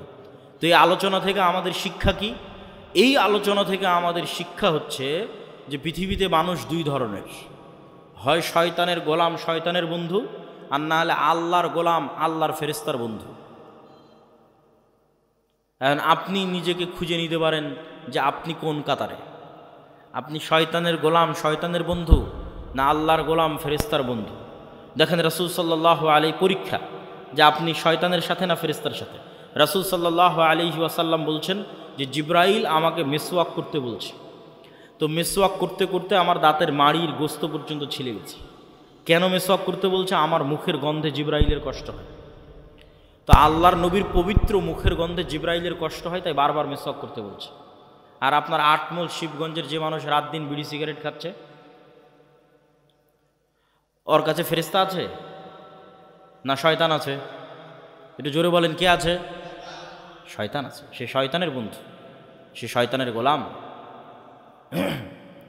মনে করেন 8 মূলের একটা বাড়ি, যে বাড়িতে ঢুকতে সালাম দেওয়া হয়, খাওয়ার শুরুতে বিসমিল্লাহ বলা হয়, টয়লেট বাথরুমে গেলে সেই টয়লেট বাথরুমের দোয়া পড়া হয়, 5 ওয়াক্ত সালাতে ওযু করা হয়, সালাত আদায় করা হয়, বাড়িতে কোরআন তেলাওয়াত করা হয়। তাহলে ওই বাড়িতে কারা আছে? ফেরেশতারা আছে। নূরে পরিপূর্ণ বাড়ি। ঠিক যেমন আজ থেকে 100 বছর আগের মানুষ জানতো না যে আমার কথা এইভাবে আমেরিকায় গিয়ে বাজতে পারে, ওই রকম নূর আপনি জানেন না, কিন্তু আপনার বাড়ি নূরে পরিপূর্ণ। ঠিক এই আলো যেমন দেখা যাচ্ছে, এরকম অদৃশ্য একটা আলো, যে আলোতে ওই বাড়ি পরিপূর্ণ হয়ে আছে, সেটা হচ্ছে নূর। আর আরেকটা বাড়ি যেখানে কেউ সালাম দিয়ে ঢোকে না, যেখানে কেউ আল্লাহর নাম নিয়ে খায় না, যেখানে কেউ পেশাব থেকে সচেতন সতর্ক থাকে না, পবিত্র হয় না। ফেরেশতারা প্রচণ্ড পবিত্র, মুতাহহারুন, এদের অপবিত্র হওয়ার কোনো সুযোগ নাই। এই জন্য এরা পবিত্র মানুষকে ভালোবাসে। আর শয়তান নিকৃষ্ট, এই জন্য অপবিত্র মানুষকে ভালোবাসে। তো পেশাব থেকে যত্ন নেয় না, ফরজ গোসল করে না, নামাজ পড়ে না, বাড়িতে মাসকে মাস, বছরকে বছর কোনোদিন কোরআন তেলাওয়াত হয়নি, ওই বাড়িতে নূর আছে? ওই বাড়িতে নূর নাই, ওই বাড়িতে ফেরেশতা নাই। বাড়িতে ছবি টাঙ্গানো আছে, বাড়িতে কুকুর থাকে, লা তাদখুলুল মালাইকাতু ফি বাইতিন ফিহি সূরুন আও কালবুন, ওই বাড়িতে রহমতের ফেরেশতা প্রবেশ করে না যে বাড়িতে ছবি আছে, যেই বাড়িতে মূর্তি আছে। তাহলে একটা বাড়ি যে বাড়িতে লাইট জ্বলছে না, কারেন্ট জ্বলতেছে না, অন্ধকার, ওই বাড়িটা কবরের মতো অন্ধকার। কেন? ওই বাড়িতে নূর নাই। একটা অদৃশ্য আলো যেটা জ্বলতো, সে অদৃশ্য আলো ওই বাড়িতে নাই। ওই বাড়ি কবরের মতো অন্ধকার, নূরবিহীন বাড়ি, ফেরেশতার অস্তিত্ববিহীন বাড়ি, শয়তানে পরিপূর্ণ বাড়ি, কালোয় অন্ধকারে অন্ধকারাচ্ছন্ন বাড়ি। আমি আপনাকে কোনো ফাজাইল আমলও শোনাচ্ছি না, আমি আপনাকে কোনো হুকুম আহকাম ফতোয়াও শোনাচ্ছি না। আমি আপনাকে এই পৃথিবীর রিয়ালিটি বলতেছি যে পৃথিবীতে আসলে চলতেছে কি। আপনি যে পৃথিবীর খেলার মাঠে নেমেছেন, এই খেলার মাঠের বাস্তবতাটা কি, এটা আপনাকে ধরিয়ে দিচ্ছে। যেমন ক্রিকেট খেলতে নামলে, ফুটবল খেলতে নামলে, গ্রামের আর কোনো খেলা খেলতে নামলে ওর নিয়ম থাকে যে এই দাগ পার হলে আউট, আর এই দাগ পার হলে নট, আর এই হলে ছক্কা, এই হলে উমুক তুমুক। তো এই পৃথিবীতে খেলার নিয়মটা কি? সেটাই হচ্ছে গায়েবের কার্যকরণের সূত্র। দুনিয়ার কার্যকরণের সূত্রই সব কিছু নয়, গায়েবের কার্যকরণের সূত্র আসল। দুনিয়ার কার্যকরণের সূত্রে ইমিডিয়েট ফল হতে পারে, স্থায়ী নয়। গায়েবের কার্যকরণের সূত্রের সাথে যার সূত্র মিলে যাবে, ওর ফল স্থায়ী, ওর ফল দীর্ঘমেয়াদী। তো ওই গায়েবের কার্যকরণের সূত্র আপনাকে জানা থাকতে হবে। কি করলে কি হয়, গায়েবে কি করলে কি হয়, গায়েবের কার্যকরণের সূত্র অনুযায়ী কি করলে কি হয়, এটা হলো খেলার নিয়ম। আপনি দুনিয়ার কার্যকরণের সূত্র অনুযায়ী কিছু করে ইমিডিয়েট রেজাল্ট পেয়ে যেতে পারেন, যেটা যদি গায়েবের কার্যকরণের সূত্রের সাথে না মিলে ওইটা দীর্ঘমেয়াদী দীর্ঘস্থায়ী হবে না। যেমন দুর্নীতি করে ধোঁকা দিয়ে আপনি ইমিডিয়েট কিছু রেজাল্ট পেয়ে যেতে পারেন, কিন্তু এটা গায়েবের কার্যকরণের সূত্র যেটা নির্ধারণ করা আছে রিজিক বাড়ার, ওইটার সাথে মিলে না। তো গায়েবের কার্যকরণের সূত্রের সাথে যদি না মিলে রিজিক বাড়ার, তাহলে তাৎক্ষণিক দুর্নীতি করে ধোঁকা দিয়ে আপনি কোটি টাকার মালিক হয়ে যেতে পারেন, কিন্তু এই টাকা স্থায়ী হবে না, দীর্ঘমেয়াদী হবে না, কেন এটা গায়েবের সাথেই মিলে না। গায়েবের কার্যকরণের সূত্র আসল, ওইটা জানতে হবে। ওইটা ওহির মাধ্যমে জানা যায়, ওইটা কোরআনে জানা যায়। কোরআনে বলা আছে কি করলে কি হয়, কি করলে কি পাওয়া যাবে। সম্মানিত উপস্থিতি, ঈমান বিল গায়েবের এই বক্তব্য দেওয়ার কারণ কি? ঈমান বিল গায়েবের এই বক্তব্য দেওয়ার এক নম্বর কারণ হচ্ছে আজকের মুসলমানদের অধপতনের মূল কারণই হচ্ছে ঈমান বিল গায়েব নাই। আল্লাহর অস্তিত্ব, ফেরেশতার অস্তিত্বের উপর ঈমান নাই, পরকালের উপর ঈমান নাই। এই জন্যই তো মন্দির পাহারা দিয়ে শিরক করে ভোট নিয়ে ক্ষমতায় যেতে হবে। কেননা আল্লাহর অস্তিত্ব, আল্লাহর ক্ষমতা, গায়েবের মদদ, গায়েবী মদদের উপর ঈমান নাই। আর গায়েবী মদদ ছাড়া মুসলমানদের বিজয় অতীতে কোনো দিন হয়নি, ভবিষ্যতে কোনো দিন হবে না। অতীতে যদি একবারও হতো তাও না হয় বলতাম যে হ্যাঁ একবার হয়েছে। অতীতে প্রত্যেক বিজয় গায়েবী মদদে, প্রত্যেক বিজয়, প্রত্যেক নবী রাসূল, প্রত্যেক বিজয়ী নেতা যখন বিজয় অর্জন করেছে তখন সে দুর্বল, দুনিয়ার দৃষ্টিতে দুর্বল, কিন্তু বিজয় অর্জন হয়েছে। সুলতান সালাহুদ্দিন আইয়ুবী যখন হিত্তিনে বিজয় অর্জন করে তখন সালাহুদ্দিন আইয়ুবী ইউরোপীয় ক্রুসেডারদের তুলনায় দুর্বল। সুলতান মোহাম্মদ আল ফাতেহ যখন ইস্তাম্বুল বিজয় করে তখন সুলতান মোহাম্মদ আল ফাতেহ বাইজেন্টাইন সাম্রাজ্যদের তুলনায় দুর্বল। যখন সুলতান জহিরুদ্দিন আল বেরবাস হালাকুখা চেঙ্গিস খাঁকে পরাজিত করে তখন পুরো দুনিয়াতে হালাকুখা চেঙ্গিস খাঁকে পরাজিত করতে পারবে এরকম কোনো শক্তি, এরকম কোনো সাহস পৃথিবীতে ছিল না। তাহলে কত দুর্বল জহিরুদ্দিন আল বেরবাস। মোহাম্মদ সাল্লাল্লাহু আলাইহি ওয়াসাল্লাম যখন বদর, উহুদ, খন্দকে যুদ্ধ করে তখন মোহাম্মদ সাল্লাল্লাহু আলাইহি ওয়াসাল্লাম মক্কার কাফের মুশরিকদের তুলনায় অনেক অনেক দুর্বল। আমর ইবনুল আস, খালিদ ইবনুল ওয়ালিদ এরা যখন জেরুজালেম বিজয় করে, ওমর ইবনুল খাত্তাব এবং সাহাবীরা যখন মিশর, শাম, রোমান, পারস্য বিজয় করে তখন রোমান পারস্যদের তুলনায় তারা দুর্বল। ইউশা বিন নুন যখন জেরুজালেম বিজয় করে তখন ইউশা বিন নুন, জেরুজালেমের আমালেকা গোত্র কি ভয়ঙ্কর, কোরআনে আল্লাহ সুবহানাহু ওয়া তাআলা সেই ঘটনা তুলে ধরেছে। আল্লাহ যখন মুসা আলাইহিস সালামকে বললেন যে যাও তোমার কওম নিয়ে যুদ্ধ করো, তখন মুসা আলাইহিস সালামের কওম কি বলল? ইযহাব আনতা ওয়া রাব্বুকা ফাকাতিলা। কেন আমালেকা গোত্র বিশাল দেহি, ভয়ঙ্কর শক্তিশালী, কেউ সাহস করেনি এদের সাথে যুদ্ধ করে বিজয় অর্জন সম্ভব। মুসা তুমি আর তোমার আল্লাহ গিয়ে যুদ্ধ করো। কিন্তু দুইজন ব্যক্তি যাদের ঈমান বিল গায়বে ইয়াকিন ছিল তারা বলল যে আমরা যুদ্ধ করব, তাতে জয় হোক আর পরাজয় হোক। এদের ঈমান বিল গায়বে ইয়াকিন ছিল। এই দুইজনের একজন ইউশা বিন নুন। আল্লাহ 40 বছর শাস্তি দেওয়ার পর, উদ্ভ্রান্ত পাগলের মতো সিনাই মরুভূমিতে ঘুরে বেড়ানোর পর মুসা আলাইহিস সালাম যখন মারা গেলেন, ইউশা বিন নুন নবী হলেন। তখন ইউশা বিন নুন এবার বানু ইসরাইলকে নিয়ে তওবা করে জেরুজালেম বিজয় করতে যাচ্ছে ওই আমালেকা গোত্রের বিরুদ্ধে, যাদের কাছে এরা একদম দুর্বল। তো শুক্রবারের দিন বিকেলবেলা ইউশা বিন নুন আল্লাহর কাছে দোয়া করতেছে, আল্লাহ সন্ধ্যা হয়ে গেলে যুদ্ধ বন্ধ করতে হবে, কেননা শনিবার ইহুদি ধর্ম অনুযায়ী পবিত্র দিন, আপনি সূর্যকে থামিয়ে দিন, আমরা যুদ্ধে বিজয় অর্জন করি। আল্লাহ পৃথিবীর ইতিহাসে একবারের জন্য, শুধু একবারের জন্য সূর্যকে থামিয়ে দিলেন। কিছু মুফাসসির বলেছেন কয়েক দিনের জন্য থামানো ছিল, কিছু মুফাসসির বলেছেন কয়েক ঘন্টার জন্য থামানো ছিল। সূর্য আটকে থেমে থেকে গেল। গায়েবী মদদে ইউশা বিন নুন বিজয় দিল, বিজয় অর্জন করল। মুসলমানদের বিজয় অতীতে কোনো দিন গায়েবী মদদ ছাড়া হয়নি, আগামী কিয়ামত পর্যন্ত কোনো দিন গায়েবী মদদ ছাড়া হবে না। এই জন্য গায়েবী মদদে বিশ্বাস লাগবে, ঈমান বিল গায়েবে ইয়াকিন লাগবে। আর ঈমান বিল গায়েবে ইয়াকিন না থাকার জন্য মুসলমান মুনাফিকে পরিণত হয়ে গেছে। আজকের মুসলমানেরা মুনাফিক অধিকাংশ। লাম্মা ইয়াদখুলুল ঈমানু ফি কুলুবিহিম, তাদের কালবে ঈমান প্রবেশ করে। কেন লা ঈমান আল ঈমান লা আমানাতা লাহু, এক কালবে ঈমানের নূর আর মিথ্যার অন্ধকার একসাথে থাকতে পারে না। অথচ গত 16 বছর কত ওসি, ডিসি, এসপি, মন্ত্রী, মিনিস্টার, আজকে এখনও কত সাব রেজিস্ট্রার ইসিল্যান্ড লক্ষ লক্ষ টাকা দিয়ে ওমরা করে আসতেছে, কত জালসা মসজিদ মাদ্রাসার কমিটির মেম্বার, অথচ ওর পদে যখন বসে তখন ঘুষখোর। তাহলে লাম্মা ইয়াদখুলুল ঈমানু ফি কুলুবিহিম, অন্তরে ঈমান প্রবেশ করেন, ঈমান বিল গায়েব নাই, বাহ্যিক ইসলাম নিয়ে মানুষকে ধোঁকা দিচ্ছে। অথচ আবু সুফিয়ান কোনোদিন মিথ্যা বলেনি, মুহাম্মদ সাল্লাল্লাহু আলাইহি ওয়াসাল্লামের বিরুদ্ধে মিথ্যা বলেনি। আবু তালেব কাফের হতে পারে, আবু লাহাব কাফের হতে পারে, মিথ্যুক, দুর্নীতিবাজ, ধোঁকাবাজ নয়। এই জন্য আবু তালেব নিজে ইসলাম গ্রহণ না করলেও আবু তালেবের ছেলে আলী যখন ইসলাম গ্রহণ করেছে তখন মহানেতা। কেন? নেতাই তৈরি হয় সত্যবাদিতা, আমানতদারিতা, ন্যায়পরায়ণতার উপর। আর মুসলমানদের মধ্যে নেতা তৈরি হওয়া বন্ধ হয়ে গেছে। কেন? মুসলমানেরা সত্যবাদী, আমানতদার থাকতেই পারছে না, নেতা কিভাবে তৈরি হবে? আর এই নেতা যেন আর কোনোদিন তৈরি না হতে পারে, এই জন্য দুইটা পদ্ধতি মুসলমানদের উপর চাপিয়ে দেওয়া আছে। একটা হচ্ছে গণতন্ত্রের কালচার, আর একটা হচ্ছে সুদী অর্থনীতি। গণতন্ত্র এমন এক কালচার যেখানে এক দল আর এক দলের বিরুদ্ধে মিথ্যা তো বলবেই। এই শিবগঞ্জ আসনে এরকম যত আসন আছে, একই আসনের ৬-৭ জন ১০ জন মনোনয়ন প্রার্থী একজন আরেকজনের বিরুদ্ধে মিথ্যা বলতেছে।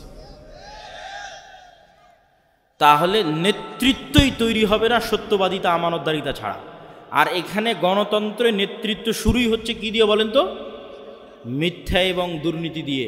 তাহলে যেই নেতার নেতৃত্বই শুরু হচ্ছে মিথ্যা এবং দুর্নীতি দিয়ে, ওই নেতা যখন ক্ষমতায় যাবে ওকে টাকা ছিটালে আমেরিকার, ইউরোপের আর ভারতের কিনে নেওয়া ১ সেকেন্ডের ব্যাপার। কেন? ও জন্মগত মিথ্যুক, জন্মগত দুর্নীতিবাজ। এই জন্যই গণতন্ত্র টিকিয়ে রাখা আছে, যেন সৎ নেতার জন্মই না হতে পারে। এমন নেতা আসুক যাকে আমি কিনে নিতে পারি। আর মুসলমানদের মধ্যে এই স্বভাব আগে ছিল না। এই স্বভাব হচ্ছে ইউরোপীয় উপনিবেশ থেকে তৈরি হয়েছে। ১৫০-২০০ বছরের ব্রিটিশ শাসনের গোলামি করার কারণে তৈরি হয়েছে। এবং যেখানে ইউরোপীয় উপনিবেশ যত কঠিন, ওখানে মুসলমানদের মিথ্যা, দুর্নীতি, ধোঁকার প্রবণতা তত বেশি। যেখানে ইউরোপীয় উপনিবেশ যত কঠিন, ওখানে মুসলমানদের মিথ্যা, ধোঁকা, দুর্নীতির প্রবণতা তত বেশি। আপনি পরীক্ষা করে দেখতে পারেন। বিস্তারিত আজকে এই বক্তব্যে বলতেছি না, আমার অন্য বক্তব্যে বিস্তারিত বলা আছে। কিন্তু এইখান থেকে আপনাকে শিখতে হবে যে নেতৃত্বের বিকাশই হয়, তৈরি হয় সত্যবাদিতা, আমানতদারিতা, ন্যায়পরায়ণতার উপরে। ঈমান বিল গায়েব অন্তরে থাকলে, পরিপূর্ণরূপে ঢুকে গেলে ওইটা অটোমেটিক আসবে। এই জন্য আমাদের এমন একটা প্রজন্ম দরকার যেই প্রজন্ম ঈমান বিল গায়েবে ইয়াকিন রাখে। আমাদের এমন একটা প্রজন্ম দরকার যেই প্রজন্ম সত্যবাদিতা, আমানতদারিতা, ন্যায়পরায়ণতায় চুল পরিমাণ ছাড় দেয় না, বিক্রি হয় না। এরকম একটা প্রজন্ম দরকার যারা নিজ দিনের উপর কট্টর, যারা নিজ দিনের উপর কঠোর। আপনি ভারতের হিন্দু ধর্ম নিয়ে ট্রল করতে পারেন, মজাক করতে পারেন, ঠাট্টা করতে পারেন, কিন্তু তাদের ধর্ম যত ভ্রান্তই হোক, তারা তাদের দিনের উপর কঠোর থেকে একটা সেকুলার রাষ্ট্রকে হিন্দু রাষ্ট্র বানিয়ে দিয়েছে।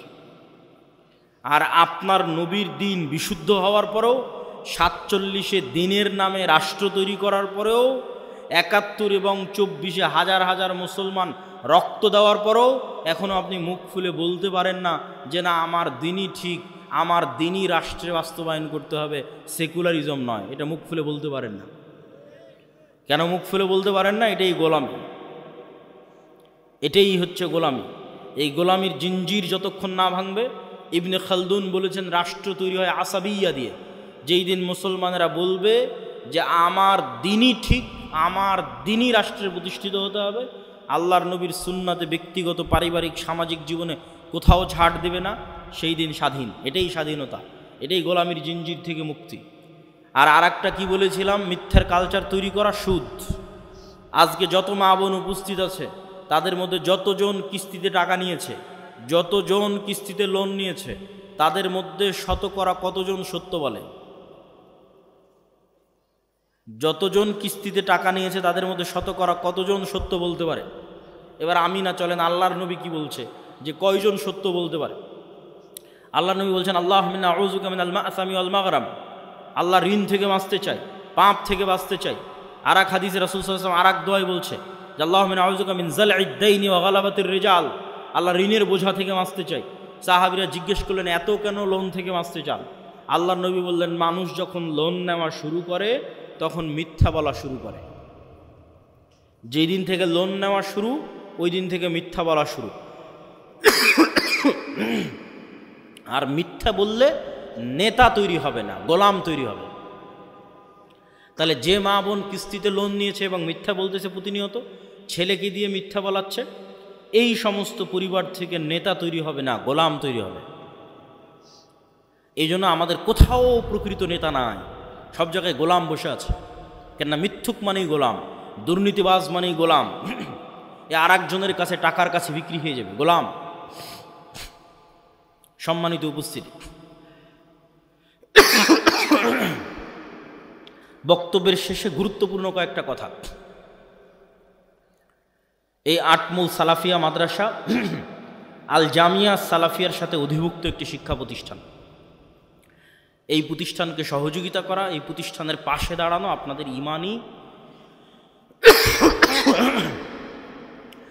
ইমানি নৈতিক গুরুত্বপূর্ণ দায়িত্ব। আমি জানি না যে এখন কেউ ভিতরে যাবে কিনা, যদি গিয়ে থাকে তাহলে আপনারা তাদেরকে সহযোগিতার হাত বাড়িয়ে দিবেন, অথবা না গিয়ে থাকলে আমি যাওয়ার জন্য উদাত্ত আহ্বান জানাচ্ছি।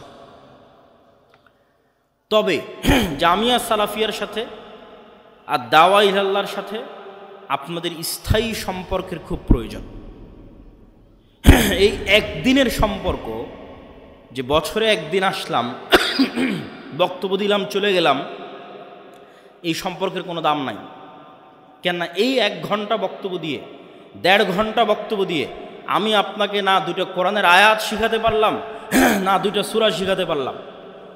কিন্তু যদি দাওয়া ইলাল্লাহর মাধ্যমে আপনার অঞ্চলে 10টা মক্তব চলে, তো ওই মক্তবে আপনার গ্রামের বাচ্চারা 2টা দোয়া শিখবে, 2টা কোরআনের আয়াত শিখবে, সেটাই আমরা সাদাকায়ে জারিয়া হিসেবে পাবো। এটাই সম্পদ। এখন পর্যন্ত প্রায় 7 শতাধিক মক্তব আর দাওয়া ইলাল্লাহর মাধ্যমে ট্রেনিং প্রাপ্ত শিক্ষক দিয়ে চলতেছে, যাদের ট্রেনিংয়ে কোনো টাকা পয়সা, যাতায়াত খরচ, থাকা খাওয়া সব দাওয়া ইলাল্লাহ জামিয়া সালাফিয়া। তাহলে এই স্থায়ী সম্পর্ক আপনাদের দরকার। আর একটা স্থায়ী সম্পর্ক হচ্ছে মাসিক আল ইতিসাম। প্রতি মাসে আমি নিজে মাসিক আল ইতিসামে 3টা লেখা লিখি, সম্পাদকীয় লিখি, একটা মিন্নাতুল বাড়ি লিখি, একটা স্বাভাবিক প্রবন্ধ লিখি। তো প্রতি মাসে আপনার কাছে মাসিক আল ইতিসাম যাওয়া মানে প্রতি মাসে আমার কথা আপনার কাছে যাচ্ছে। এই জন্য আজকে যত মানুষ উপস্থিত